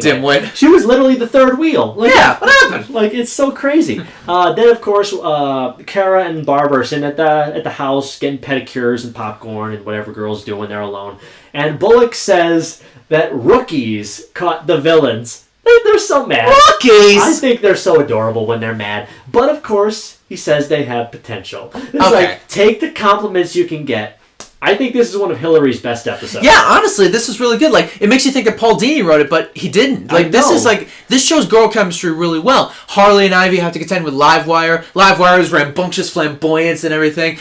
Kara and Barbara's friendship developing. It's all really solid, and this is honestly an interesting and honestly one of the better episodes of this season. And I think it's definitely up there. It's good. So if I had to rate it, I have to give this episode maybe an 8.5 or a 9 out of 10. Really good. After all the crapshoots of previous stories that we have with Gorilla Dookie and Cat Cults, it was very nice to get back to just good harmless fun. Yeah, I think, and this was an example of that. A very good example of that, to be very much certain. Basically about this, here's actually my theory before I give my rating on this. I do think that Batman was flying back from Metropolis following the crossover, the Batman... The World's Finest thing? Yeah, because... Yeah, probably, but Harley was present for that. Woo! Well, yeah, I think, yeah. Maybe Harley somehow got back to Metropolis faster than Batman. Yeah. Or maybe Bruce had coverage and had to do something in Metropolis, and maybe Bruce had a date with Lois Lane. Yeah, maybe. Of course, the continuity of timelines is always very wonky with this stuff. Let me just tell you that much. Let me see about this going forward. So basically, I would give Girls Night Out for being a fun, campy ramp with all of the Timverse's current female villains as well as the best female heroes at the time before they introduced Wonder Woman and all the other ones. Of course, yeah. I would give Girls Night Out, episode 20 of Batman the Animated Series, season 4, a letter B ranking. A B, that's always good. All right. Let's go to episode 21. Mad Love. Oh, this is going to be fun. Story written by Paul Dini and Bruce Timm with a full script by Paul Dini and adaptation of the award-winning 1994 comic book of the same name, showcasing Harley Quinn's original backstory. Of course, it had to be trimmed down for television purposes of 22 minutes. If you guys want to read that book, I'd highly recommend it. It is so good. Yes. Harley reflects on her first meeting with the Joker as she plots to eliminate her main competition for his attention, Batman. Yeah, that's all you really need. Because we see Harley's origin here. That she was a psychiatrist at Arkham Asylum, and Joker was one of her patients, and she became fascinated with him. It begins with one of the most relatable gosh darn things any of these episodes have ever done. Gordon is going to get a dentist appointment. And yeah! If there's three things I hate in this world, it's mechanics, doctors, and dentists. What do you got against mechanics? Because they charge way too much for doing absolutely nothing. Fair enough. Okay, go ahead. Because I've lost thousands of dollars getting my cars repaired for almost no work. That sounds fair. So, all right, your point. Basically, Gordon goes to the dentist, and Joker has hijacked the dentist office. and Harley is his dentist nurse. Because I guess dentists had nurses back then. They do. They still do. Some people do. Well, I mean, technically mine do.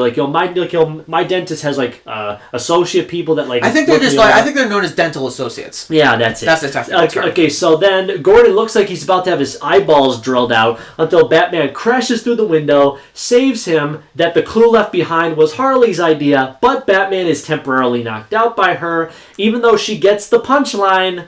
Joker's mad that he didn't get to do it and shouts in her face. Yeah, I give the punchlines around here. Got it? Damn, Mark Hamill is so good as the Joker. It's unbelievable. Yeah, and I'm like, yeah. I was like, yes, sir. I'm like, yikes. And he literally because remember she has those pigtails under her hat. I'm thinking he drags her out by her hair out of the office. Has to be. He probably did a tight enough grip to do that. And it really is an actual portrayal of what most abusive relationships would have been like. A little bit, yeah. The man dragging his hench wench out of the place that they're Don't remind me. And of course, Batman leaves Gordon and Joker leaves Batman and Gordon there, throwing a live grenade to them. May the floss be with you. I'm like, it's a dig at Star Wars, too. And of course, I love it how close they came to dying. There's one thing that a lot of these shows sometimes fail to do. They sometimes fail to make the action intense. Like sometimes Batman's going to win. When the Joker chucks that grenade, I thought there was a 99% chance they were going to die. But nope. And of course, Gordon's like, I really hate these checkups. Me too. That is so relatable. And of course, we cut to... Honestly, my 12-year-old brain was not prepared to see Miss Harleen Quinzel in lingerie. Oh, yeah, that was fun. Much. I saw it myself, and I'm like, what the heck is going on? What is happening with me? And then we get one of the best lines. Oh, come on, Puddin'. Don't you want to rev up your Harley? Vroom, vroom. I'm like, yikes. And then he grabs her face, pushes her away. It's and then of course he keeps going on his head. He's kind of running out of original ideas at this point. I'm pretty sure he's been the most frequent villain on this show since season 1. Yes, he has. He's trying to find an original idea for a story, but he can't think of anything. But it's the Joker. He always comes up with something original. And of course, granted, Harley has the greatest idea frickin' imaginable. It's the most intelligent plan any Batman villain has ever had in this dang show. Not underwater disaster-proof bases, not trials on Batman's life, not freezing Gotham with a nuclear blast or whatever. No. Not trying to expose Gotham to fear toxin in the water supply. No, not that. Just shoot him.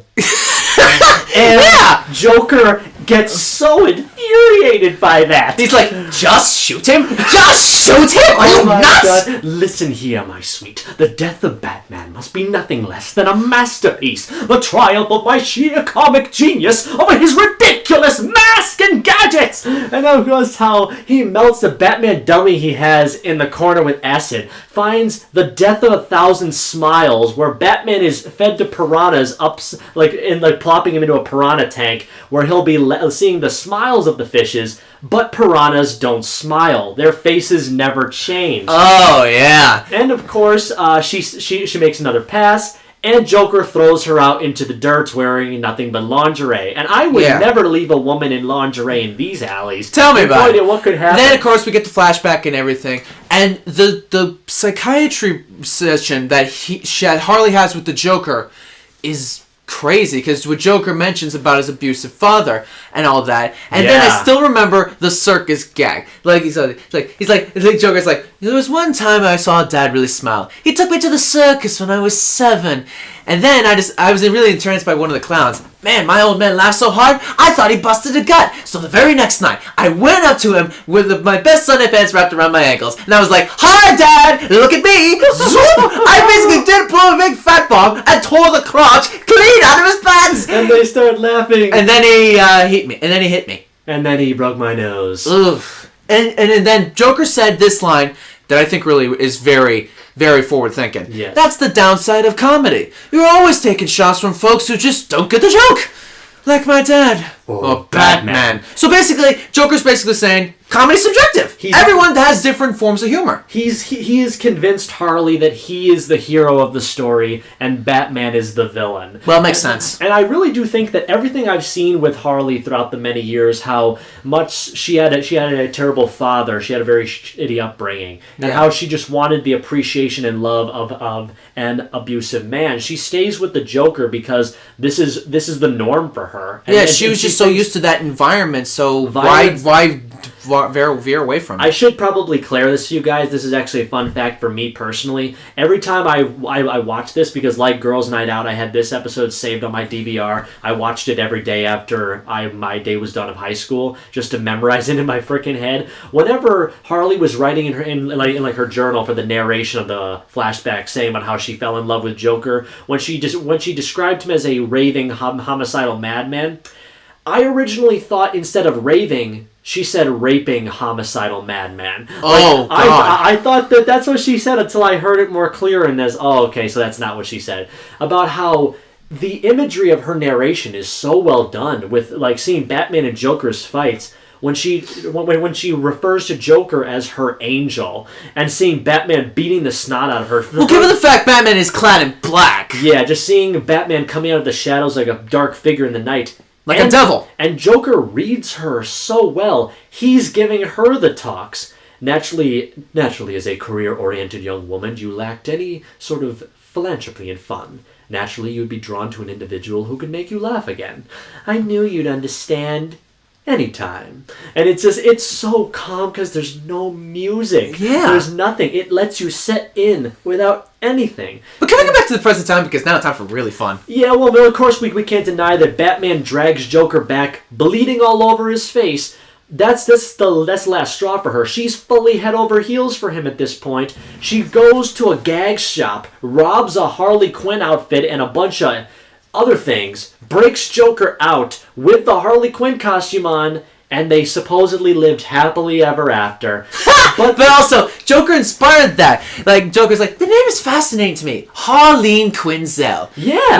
Put a little work into it. He became Harley Quinn. Like the clown character Harley Quinn. I know. I've heard that before. It really is so. And then we cut back to the present. Harley devises honestly one of the best plans of and any honestly of the shows villains. how smart she still is. Yeah. She does the whole Death of a Thousand Smiles thing. But instead of doing it normally, she hangs Batman upside down so that she thinks that Batman sees the frowns of the piranhas as actual smiles, which works. Clever, brilliant. And I will say, how the heck did she get him by herself? I don't know. She sends a tape to Commissioner Gordon, said the Joker is going to blow up the whole city.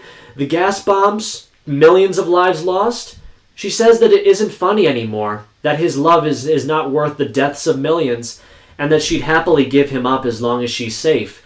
She gives him some documents in a briefcase. It seems like Joker is about to murder her. Batman throws a batarang to stop him because it's an awesome shot of the Joker riding on a motorboat with a gun in his hand. Yeah. And Batman decapitates a Joker's robot. And he's wondering what the heck, and by the time he realizes what's going on, Harley's knocked him out. Sweet dreams, sucker. I'm like, wow. No! It's like, oh my god. And then, like, as of course you said, she hangs him upside down. And Harley has Batman's belt. Yeah, and she thinks that she's finally going to end this stupidity. Because as much as she loves being with the Joker, she's not into robbing all these things and causing mayhem. She wants none of that. She just wants her pudding. That's all she's ever wanted. And Harley grants all this to Batman. She just wants to settle down and have kids. She actually dreamed about this, but unfortunately it was cut from the comic. Well, it could cut from the comic to the show. Yeah, and then that's right. Yeah. Batman laughs. Yeah, you thought the Killing Joke was when Batman started laughing. When Batman was like, "You and the Joker? Right, Rooney." And then Batman just started laughing. I'm like, "Oh my god." And I was like, "Stop it! Stop it! You can't! Stop it! You're freaking me out!" Batman says the most hard I've ever heard. This is probably Batman at his most savage. You little fool. The Joker doesn't care about anything but himself. Yeah. Wake up, Harleen. He had you pegged for hired help the moment you walked into Arkham. That's not... Wait, no. No! Stop! You're making me confused! What is it that always... What is it that he told that one parole officer? Oh yes. Yeah. There was one time I ever saw my mother really happy. She took me to the ice show when I was 7. It shows he's spun that crap a million times. It's also like the Killing Joke. If you ever wanted to pass, he wanted it to be multiple choice. He has no idea who he is. So then Harley just decides to call him up. And Joker's looking through his plans. Now, boring. No. You're forgetting my favorite moment before that. Harley is dripping in tears. Lost it that every horrible thing she's ever done has been for a man who doesn't give a damn about her. And it conveys it right there. I would have done anything to be in that recording booth with Mr. Conroy and Miss Sorkin. And to watch it? To witness it? Oh, that would have been she fun. She says, "You're the problem. You're what's wrong with our relationship." And it's so true. The victim always blames everyone but the victimizer. And yes, that is very true. And she's tears lowering him into the piranhas. Now you're gonna die and make everything right. Oh, really? Sure, you've got my belt, but what other proof have you got? No, that's true. He gets her to call him up. And Joker's just going through blue. It's like, no, boring, done, been there, done that. To Riddler. What? Harley? Oh, where the heck have you been? Yeah, Batman, sir. You have who? Tied up where? And he just books it over there. Books it over there faster than light speed. He bursts through the door, and originally she thinks he's going to be happy. He slaps her in the face, and if they didn't cut away from it, we would have seen domestic violence on a Saturday morning kids show. And you wouldn't want that. And then Joker just casually nonchalantly goes to Batman and says, "I'll be just a minute, darling." And then he goes back to Harley, and then Harley explains it like, "Don't you finally want to get rid of Batman? Only if I do it, you idiot." But it's in your plan, see? I didn't figure out what was wrong. Except I hung the guy over upside down so he see the little frowns, his little smiles. Except you had to explain it to me! If you have to explain a joke, there is no joke! And then she picks up a swordfish, which is honestly really funny. Why a swordfish? I'm trying to find the comedic nature in that because I know there's something in there. Yeah. And Joker throws her off the building, crashing into a dumpster. And he says, "Don't call me Puddin'." I think I just bruised myself punching myself so happily talking about this episode. Yeah, and then, but Harley survived! She survives and says it's her fault he's beating her like this. It's so true. I would, as much as I want to know where the heck Paul Dini got the information to write domestic abuse victims so well, I honestly don't, because that's his business and not mine. And the thing is, okay, the thing about it is, my father knows Batman in general. Like, he watched the '60s shows on reruns back in the day. Yeah. He and I watched this episode 10 years ago, and of course, my 12-year-old mind, who knew nothing about good storytelling, I asked my dad, okay, so the thing is, Joker lets Batman go because this was Harley's thing, not his. But the Joker comes back and just takes Harley's idea to shoot him in the face. And I asked my dad, why is he doing that? He just said he'd let him go because my dad said that he would never let anybody take down Batman other than him. He'll take whatever chance he can get, even if he's being hypocritical, which he is. Yeah, pretty much. And it doesn't lead to that fight where Batman and Joker fight on top of a train. They do, and that fight was fun. It leads to made you look when Joker gets onto the train. Nah. She almost had me, you know. What? Arms and legs chained, dizzy from the blood rushing to my head. I had no other way out other than convincing her to call you. I know that your massive ego would never allow anyone else the honor of killing me. Still, she came closer than anyone ever did. Even you. pudding. And Joker just loses it. No, like the fact of the matter is that his girlfriend, the person he considers less than dirt, did a better job than him. And Joker is ticked, and he starts going fist to fist with Batman. Yeah, so... And then Batman knocks Joker into a smokestack. He knocks him off to a smokestack to his death, blood falling out of their mouths, as Batman rides away into the dark sunset. Harley is taken back to Arkham, and actually wants to get better. And actually says that she doesn't need the Joker. She finally sees him for what he is, until he sends her one flower, and then she's back. And a get well card. It's so true, though, too, because victims always say they will get better. But they don't. Well, sometimes they do. But they're so easily pulled back. Yes, exactly. It's exactly like that one line from The Godfather. I thought I was out, but they pulled me back in. Exactly. Like, that could either be from Godfather or Goodfellas. I forget. I feel like it's Godfather. But anyway, yeah, this episode proved that it's really good. This episode. I didn't want to say Over the Edge was Paul Dini's magnum opus, because I think this episode is. Yeah, because it's written well, the humor is great, the animation still holds up to a wonder, and we see more of Harley Quinn because she was created solely for this show, and then skyrocketed into popularity. Exactly. She did everything she had to do. This episode encapsulated all the hype that built up around her. A very tragic story and a very tragic character that would do nothing but bounce back in the years to come. Yeah. Let me tell you, fantastic action, fantastic voice acting, the best in the whole show. Absolutely. This episode has the best acting of any of them. Maybe only that above Over the Edge. Like that's Over the Edge is number 2. And like Over the Edge, I'll tell you, if you want to watch an episode of this show first before any of the other ones, I would say start from start to finish. But if you're not one of those people, watch this episode. Yeah, you'll get a good idea of this show. So I'll give this episode a letter A+. A+? Finally! Yes, indeed. I give it a 9.5 because it's near perfect, because, well, not everything is perfect, but it's near perfect and just an awesome episode to watch and rewatch. Yep. So now let's get to episode number 22, Chemistry. Mr. Stan Berkowitz is back. Oh, this one.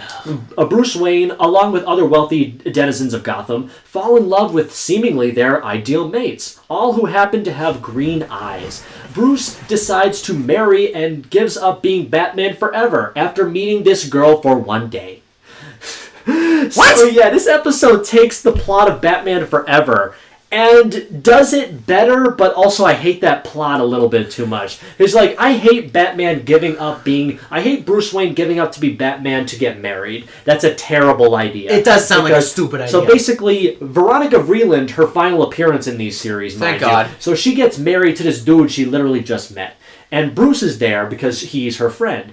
She introduces a friend of her new husband's, and Bruce falls in love with this woman almost immediately. And he's... Are we forgetting a few people here? No, literally too, because literally, he calls everybody. He calls Nightwing into the Batcave, which never happened in this season. No, I'm talking about Bruce just falls in love with a woman. Have you forgotten the things he had with Catwoman? Well, it's like not to mention the fact it's possible in the new Batman Adventures when crossing over with Superman in the animated series, it's possible that Bruce had a somewhat on again, off again relationship with Lois Lane. I mean, falling in love is different than getting married. You can fall in love however you want. I just don't think Bruce Wayne should ever get married. What? I just not don't. Even Catwoman? Not even Catwoman, because I just don't think it should be a thing. I don't see characters like Peter Parker should definitely get married. Well, yeah, because then when you find out that your whole identity was leaked, you decide to either go to a sorcerer or go to the devil himself. Yeah.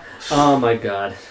But yeah, this episode is interesting. I'll definitely be saying it so, my friends. So Bruce falls in love. He says that he's passing down the Bat mantle to all of you guys, something that he was going to do many years from now. Dick doesn't believe it for a second. He doesn't believe. He knows something's immediately wrong.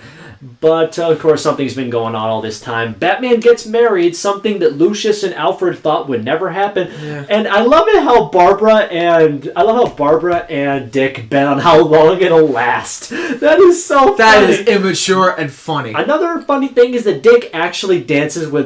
Tim dances with Barbara at Veronica's wedding at the start of the episode. And it's so funny because many people, well, of course, we know that Tim Drake ends up with Barbara Gordon at the end of the Arkham series, which which I'm very much against. I'm sorry, but I still stand by it. It's probably one of those, like, they did Tim Drake so badly in those games. Arkham City, he got the shaft. Well, Arkham Knight sort of got the shaft. Arkham City was the best of him, in my opinion. Well, like yeah, because he had a whole DLC dedicated to him. Yeah, exactly. But of course, back to the main point. They are about to get married, but then Veronica says that something's wrong with her husband, and we see why. He's walking through laser grids, and green stuff is spewing out of him, like his eyes are turning red. Something is clearly wrong with him, and Bruce is somewhat feeling something's wrong with him, but they don't really know what yet. And of course, we find out, like, once he gets away, there's clearly something wrong. Bruce is going on this cruise with, like, all these different wealthy people who also met their love mates after only a single day. They all have green eyes.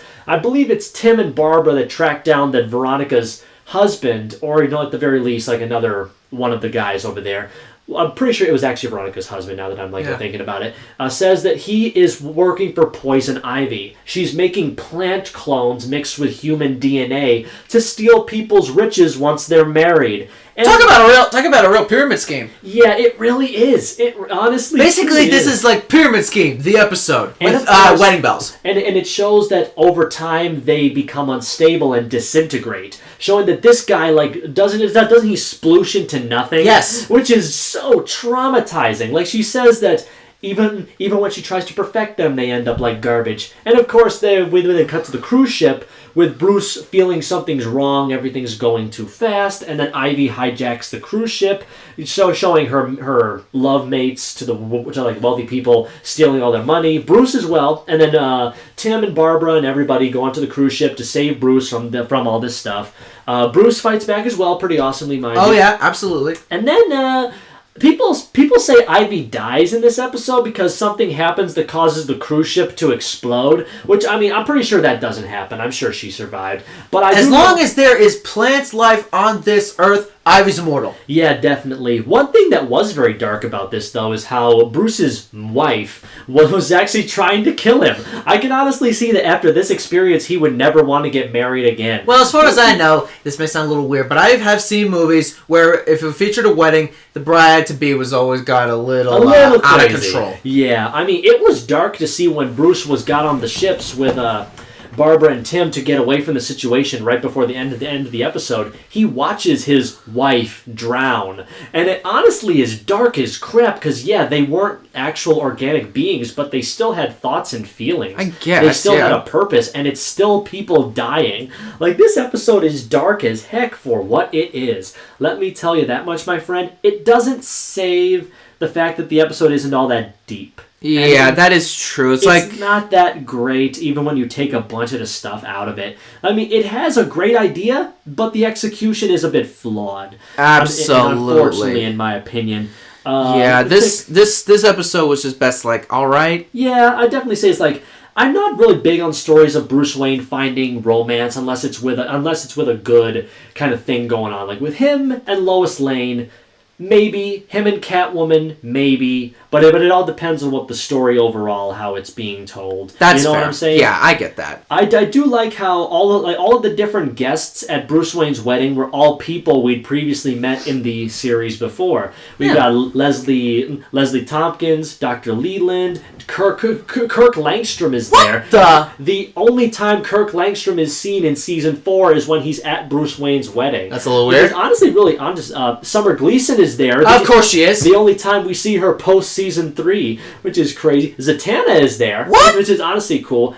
Jack Ryder, obviously. Of course. Jason Blood is there. Yeah. Lucius, Gordon, and Hamilton Hill are all in the crowd. Wow. Oh my god. I could believe it or not, elements of some of the soundtrack from Batman Mask of the Phantasm was used for this episode. Because remember, that movie is the closest I thought to Batman being in love. That one is going to be the best Batman love story behind Catwoman and Lois. Oh, we'll talk about that someday. Catwoman and Lois Lane. So basically, this episode is very weird, all over the place, really sort of poorly paced. The jokes are funny. The humor's good. Pretty good. The characters are a bit wonky, and like I said, this is not really my Batman story, but I'm not going to fault it for that. No, I get that. If it was a tiny bit better, I would have given it a higher rating. Yeah, Me too. So at best, I'd give episode 22 of Batman Animated Series, Chemistry, a letter C+ letter rank. I could see that. This was another, like, downhill. After something like Mad Love, this was... Definitely a step down. But I still feel like this episode was at best alright. It could have been better, but for what it is, I feel like it's at best alright. Yeah. So I'll give it maybe like a 7.5 out of 10. Gotcha.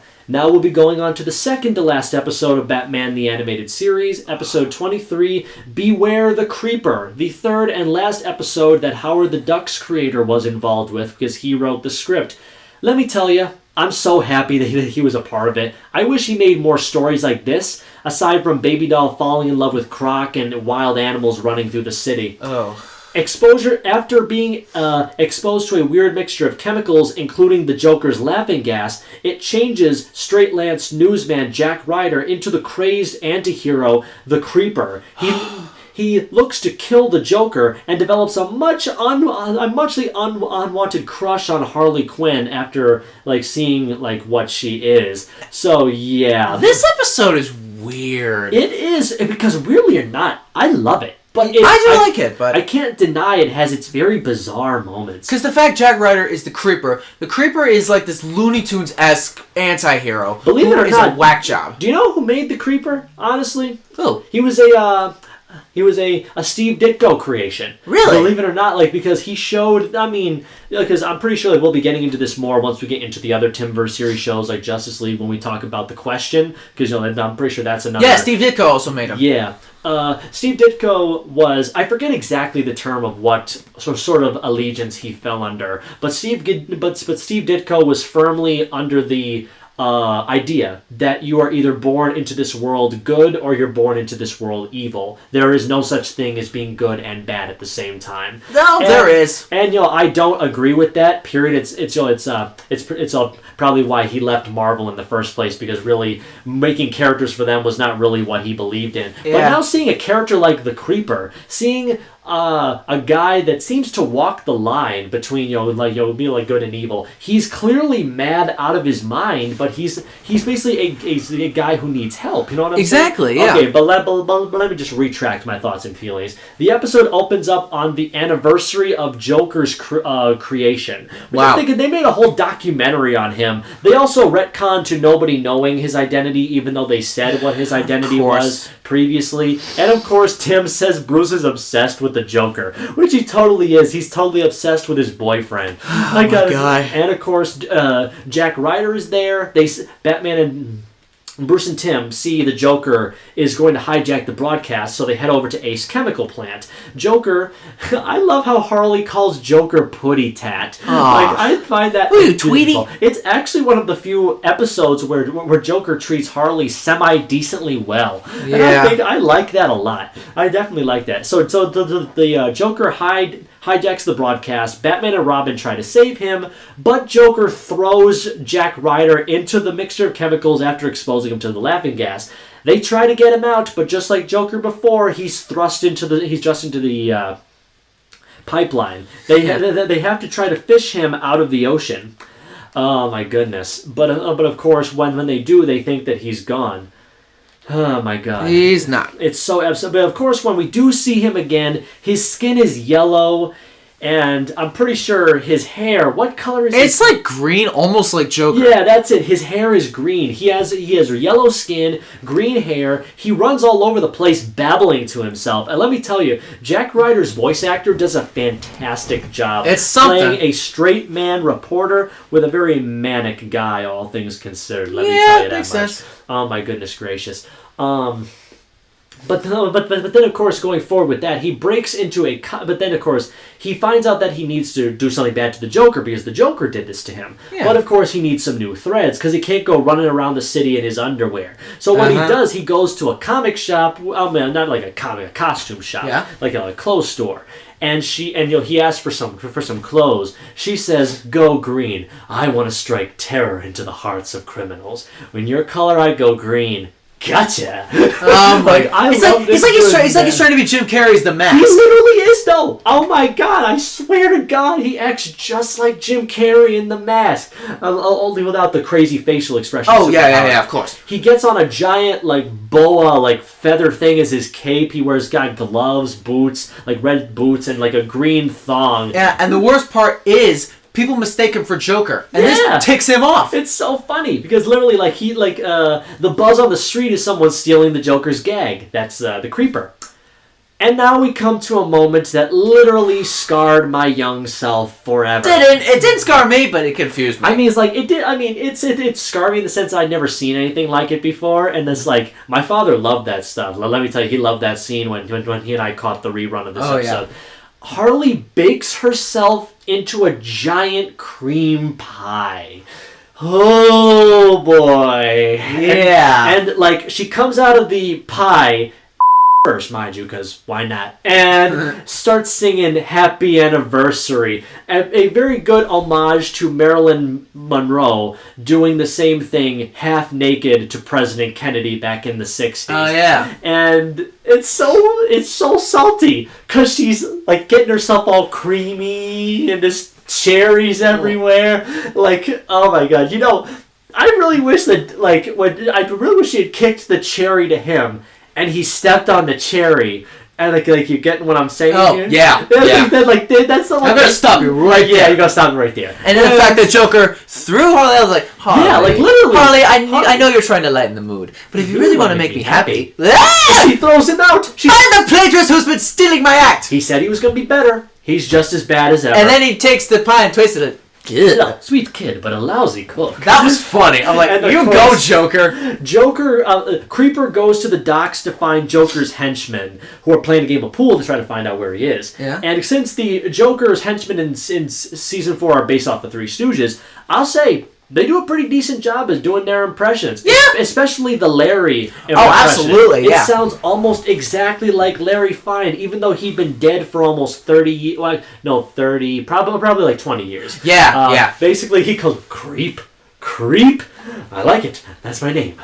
The Creep. No, too bland. I got it. Call me the Creeper. It really sounds like they wanted Jim Carrey to voice the guy. It really do. Oh my God. And then he beats the crap out of the guys. And then literally like the whole bar turns into a massive fight. Harley stumbles upon the guys after crying about her pie. And Creeper sees her. I will never forget that. He's all like a Go Animaniacs. Hello, nurse! Or my favorite, or like my rendition of the line, which is something I sometimes use on like occasion. Baby! Again, it sounds very Jim Carrey. Yes. And I'm like, or someone would go like, hubba. I'm one of a kind, toots. Oh my God. I love this dude instantly. Yeah, and he keeps getting shot down. This is the kind of stuff that Steve Gerber thrives at. Just making these kinds of characters very well. And that it's very much clear that Harley runs away from him because he's like, get back, you creeper! That's my name, don't wear it out. That's my name, don't wear it out. And it's like literally Batman and Tim and Robin chase him through the alleyways as Harley's trying to lose him. Well, you're persistent, I'll give you that. And what else will you give me? Come here and see. Like, I love it. Oh, yeah, that's right. And she drops a freaking statue on him.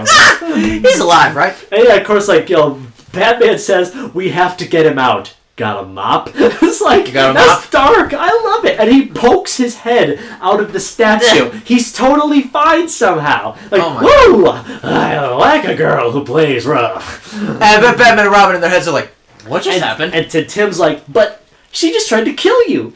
You're young. You'll learn. It's like, it really do, because I did learn. Sometimes women are at their most attractive when they want to rip your throats out. That is true. It's true. Anyway. I remember this scene from The Big Bang Theory. How when she's burned, I walk away angry, and he's like, is it just me, or is she sexy when she's angry? See, I'm like, what? And literally, they find out that he's Jack Ryder, and they say, call Arkham, quick. Yeah. It's like... we already know what to do at this point. And at this point, Harley's run back to the Joker, who's preparing more bombs.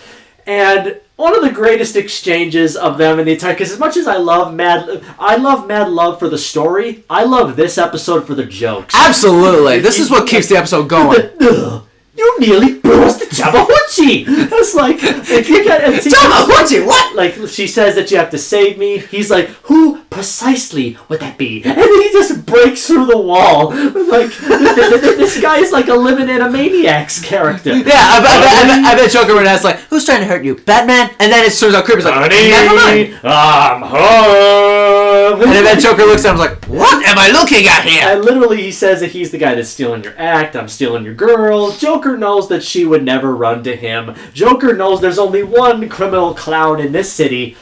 The next part is freaking fantastic. Yes! He picks up the chemicals used to make the Joker bombs and be like, how would you like an all-expense paid trip to Metropolis aboard Air Nitro? And Batman and Robin are looking out over the city. Where'd he go? Boom! That way.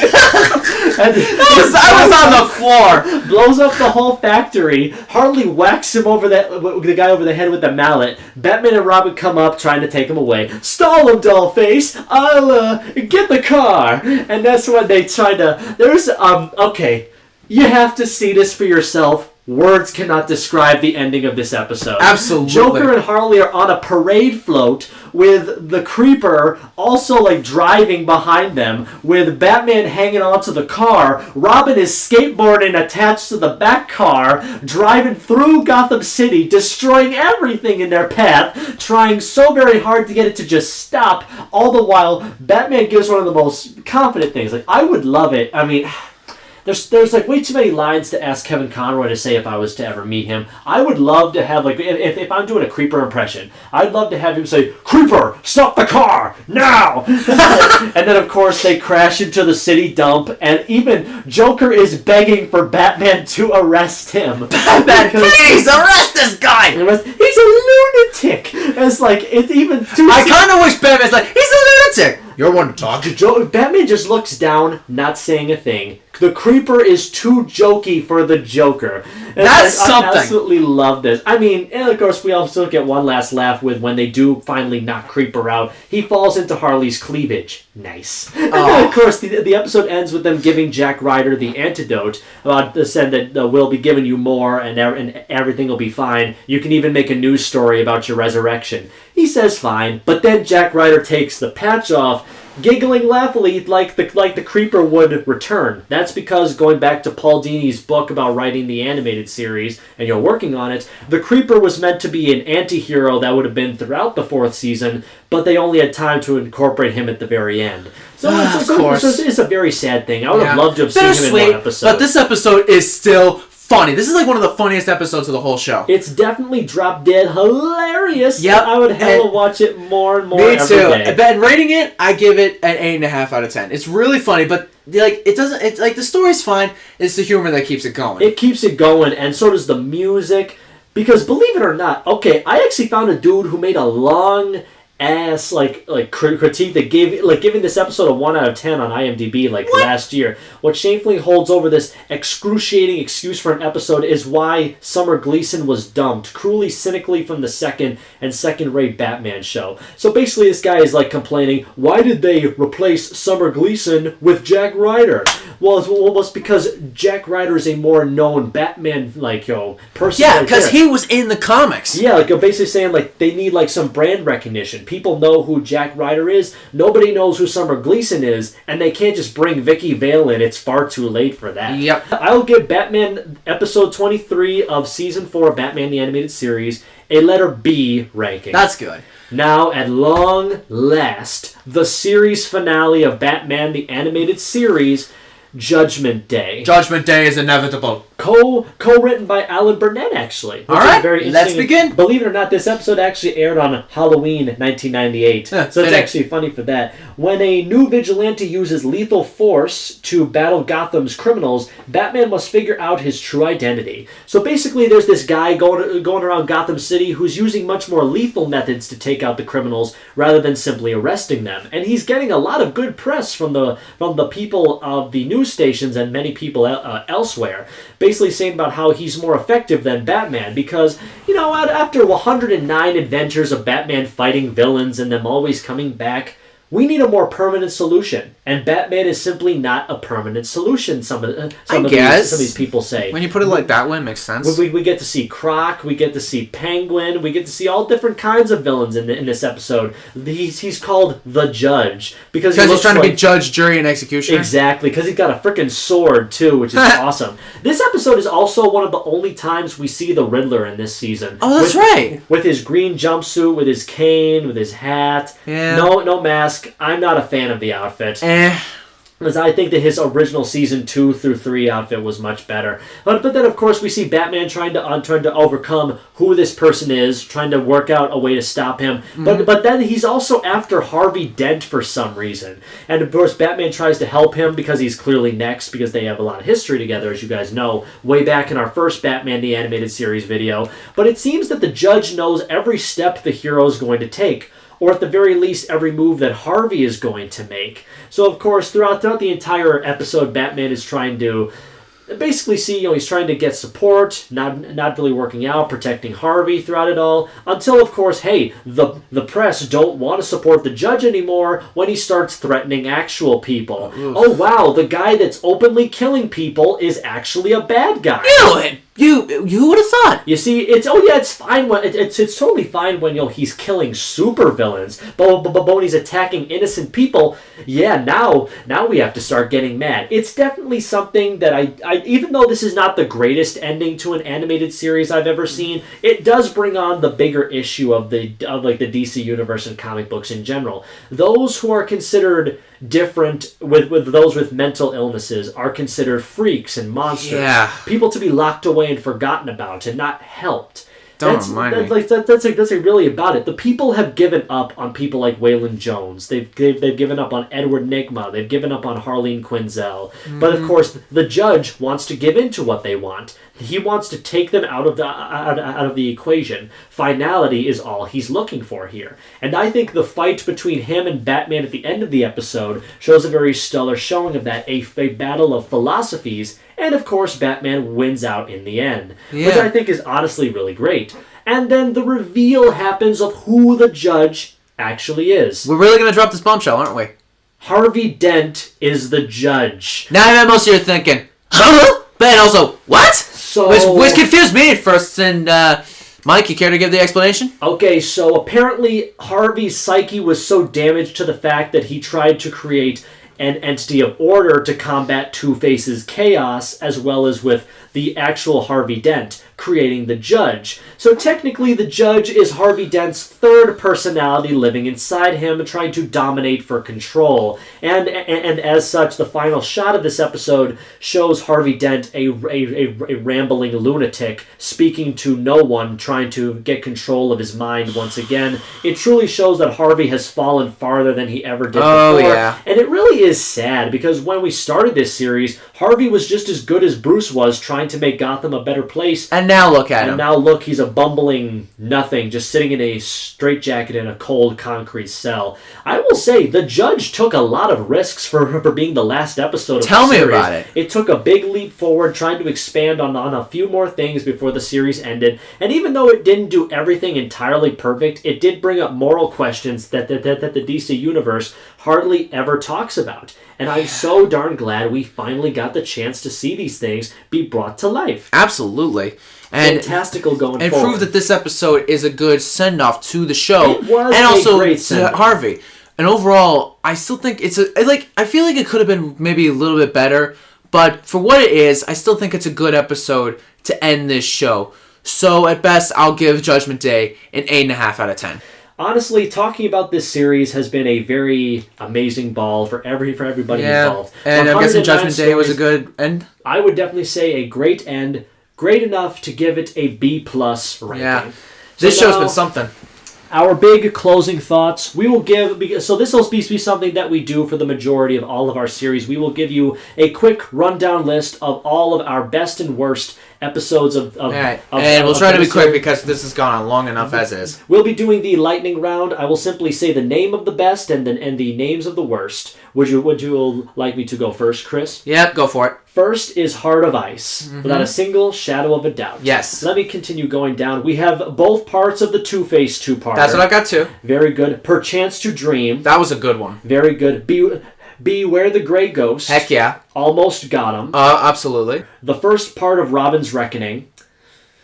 Because only the first half of that two-parter. The second part really was not top tier for me, but it was very close. Trial, because I'm pretty sure everybody loved that one. Oh, absolutely. I loved it. It was a very, very good time. Also, Over the Edge, and Mad Love, obviously, and Old Wounds. Yeah, those were good. Those are my best episodes. What are your best episodes? Well, going quickly, my top 10 episodes of the series overall is this. Number 10, Joker's Favor. Okay. Number 9, Perchance to Dream. Number 8, Beware the Grey Ghost. Number 7, Harley's Holiday. I loved it so much. Very good. Number 6, Over the Edge. All right. Number 5, Trial. Oh, boy. Number 4, the Two-Face two-parter. Number 3, Mad Love. All right. Number 2, Almost Got Him. Okay. And number 1, Heart of Ice. That one is just so good. Fantastical. Now, what were our worst episodes of Batman the Animated Series? I don't have any really... I didn't list any bad ones, but I could think of some bad ones off the top of my head. Let's see. We compare when I tell my list. I've got Batman in My Basement. Yes. Prophecy of Doom. Yeah. The Underdwellers. Oh, yeah. Tiger. Yeah, that was weird. Yeah, it was definitely weird right there. Moon of the Wolf. Yeah, it was okay. Probably down right there. I'm sure I know 2 that are on there for you. You can already guess 2 that I haven't said yet. Yeah, Terrible Trio and Critters. Oh, wait, let's take a quick look. See, yep, Terrible Trio is there. Terrible Trio is definitely there. Let's see. Critters is definitely on there. Yes, you would be right about that. The Demon Within. That one was okay. Torch Song. Love is a Crock. That one was weird. The Ultimate Thrill. Oh, yeah. Cult of the Cat. Yeah, oof. Animal Act. And I think that's it. Yeah.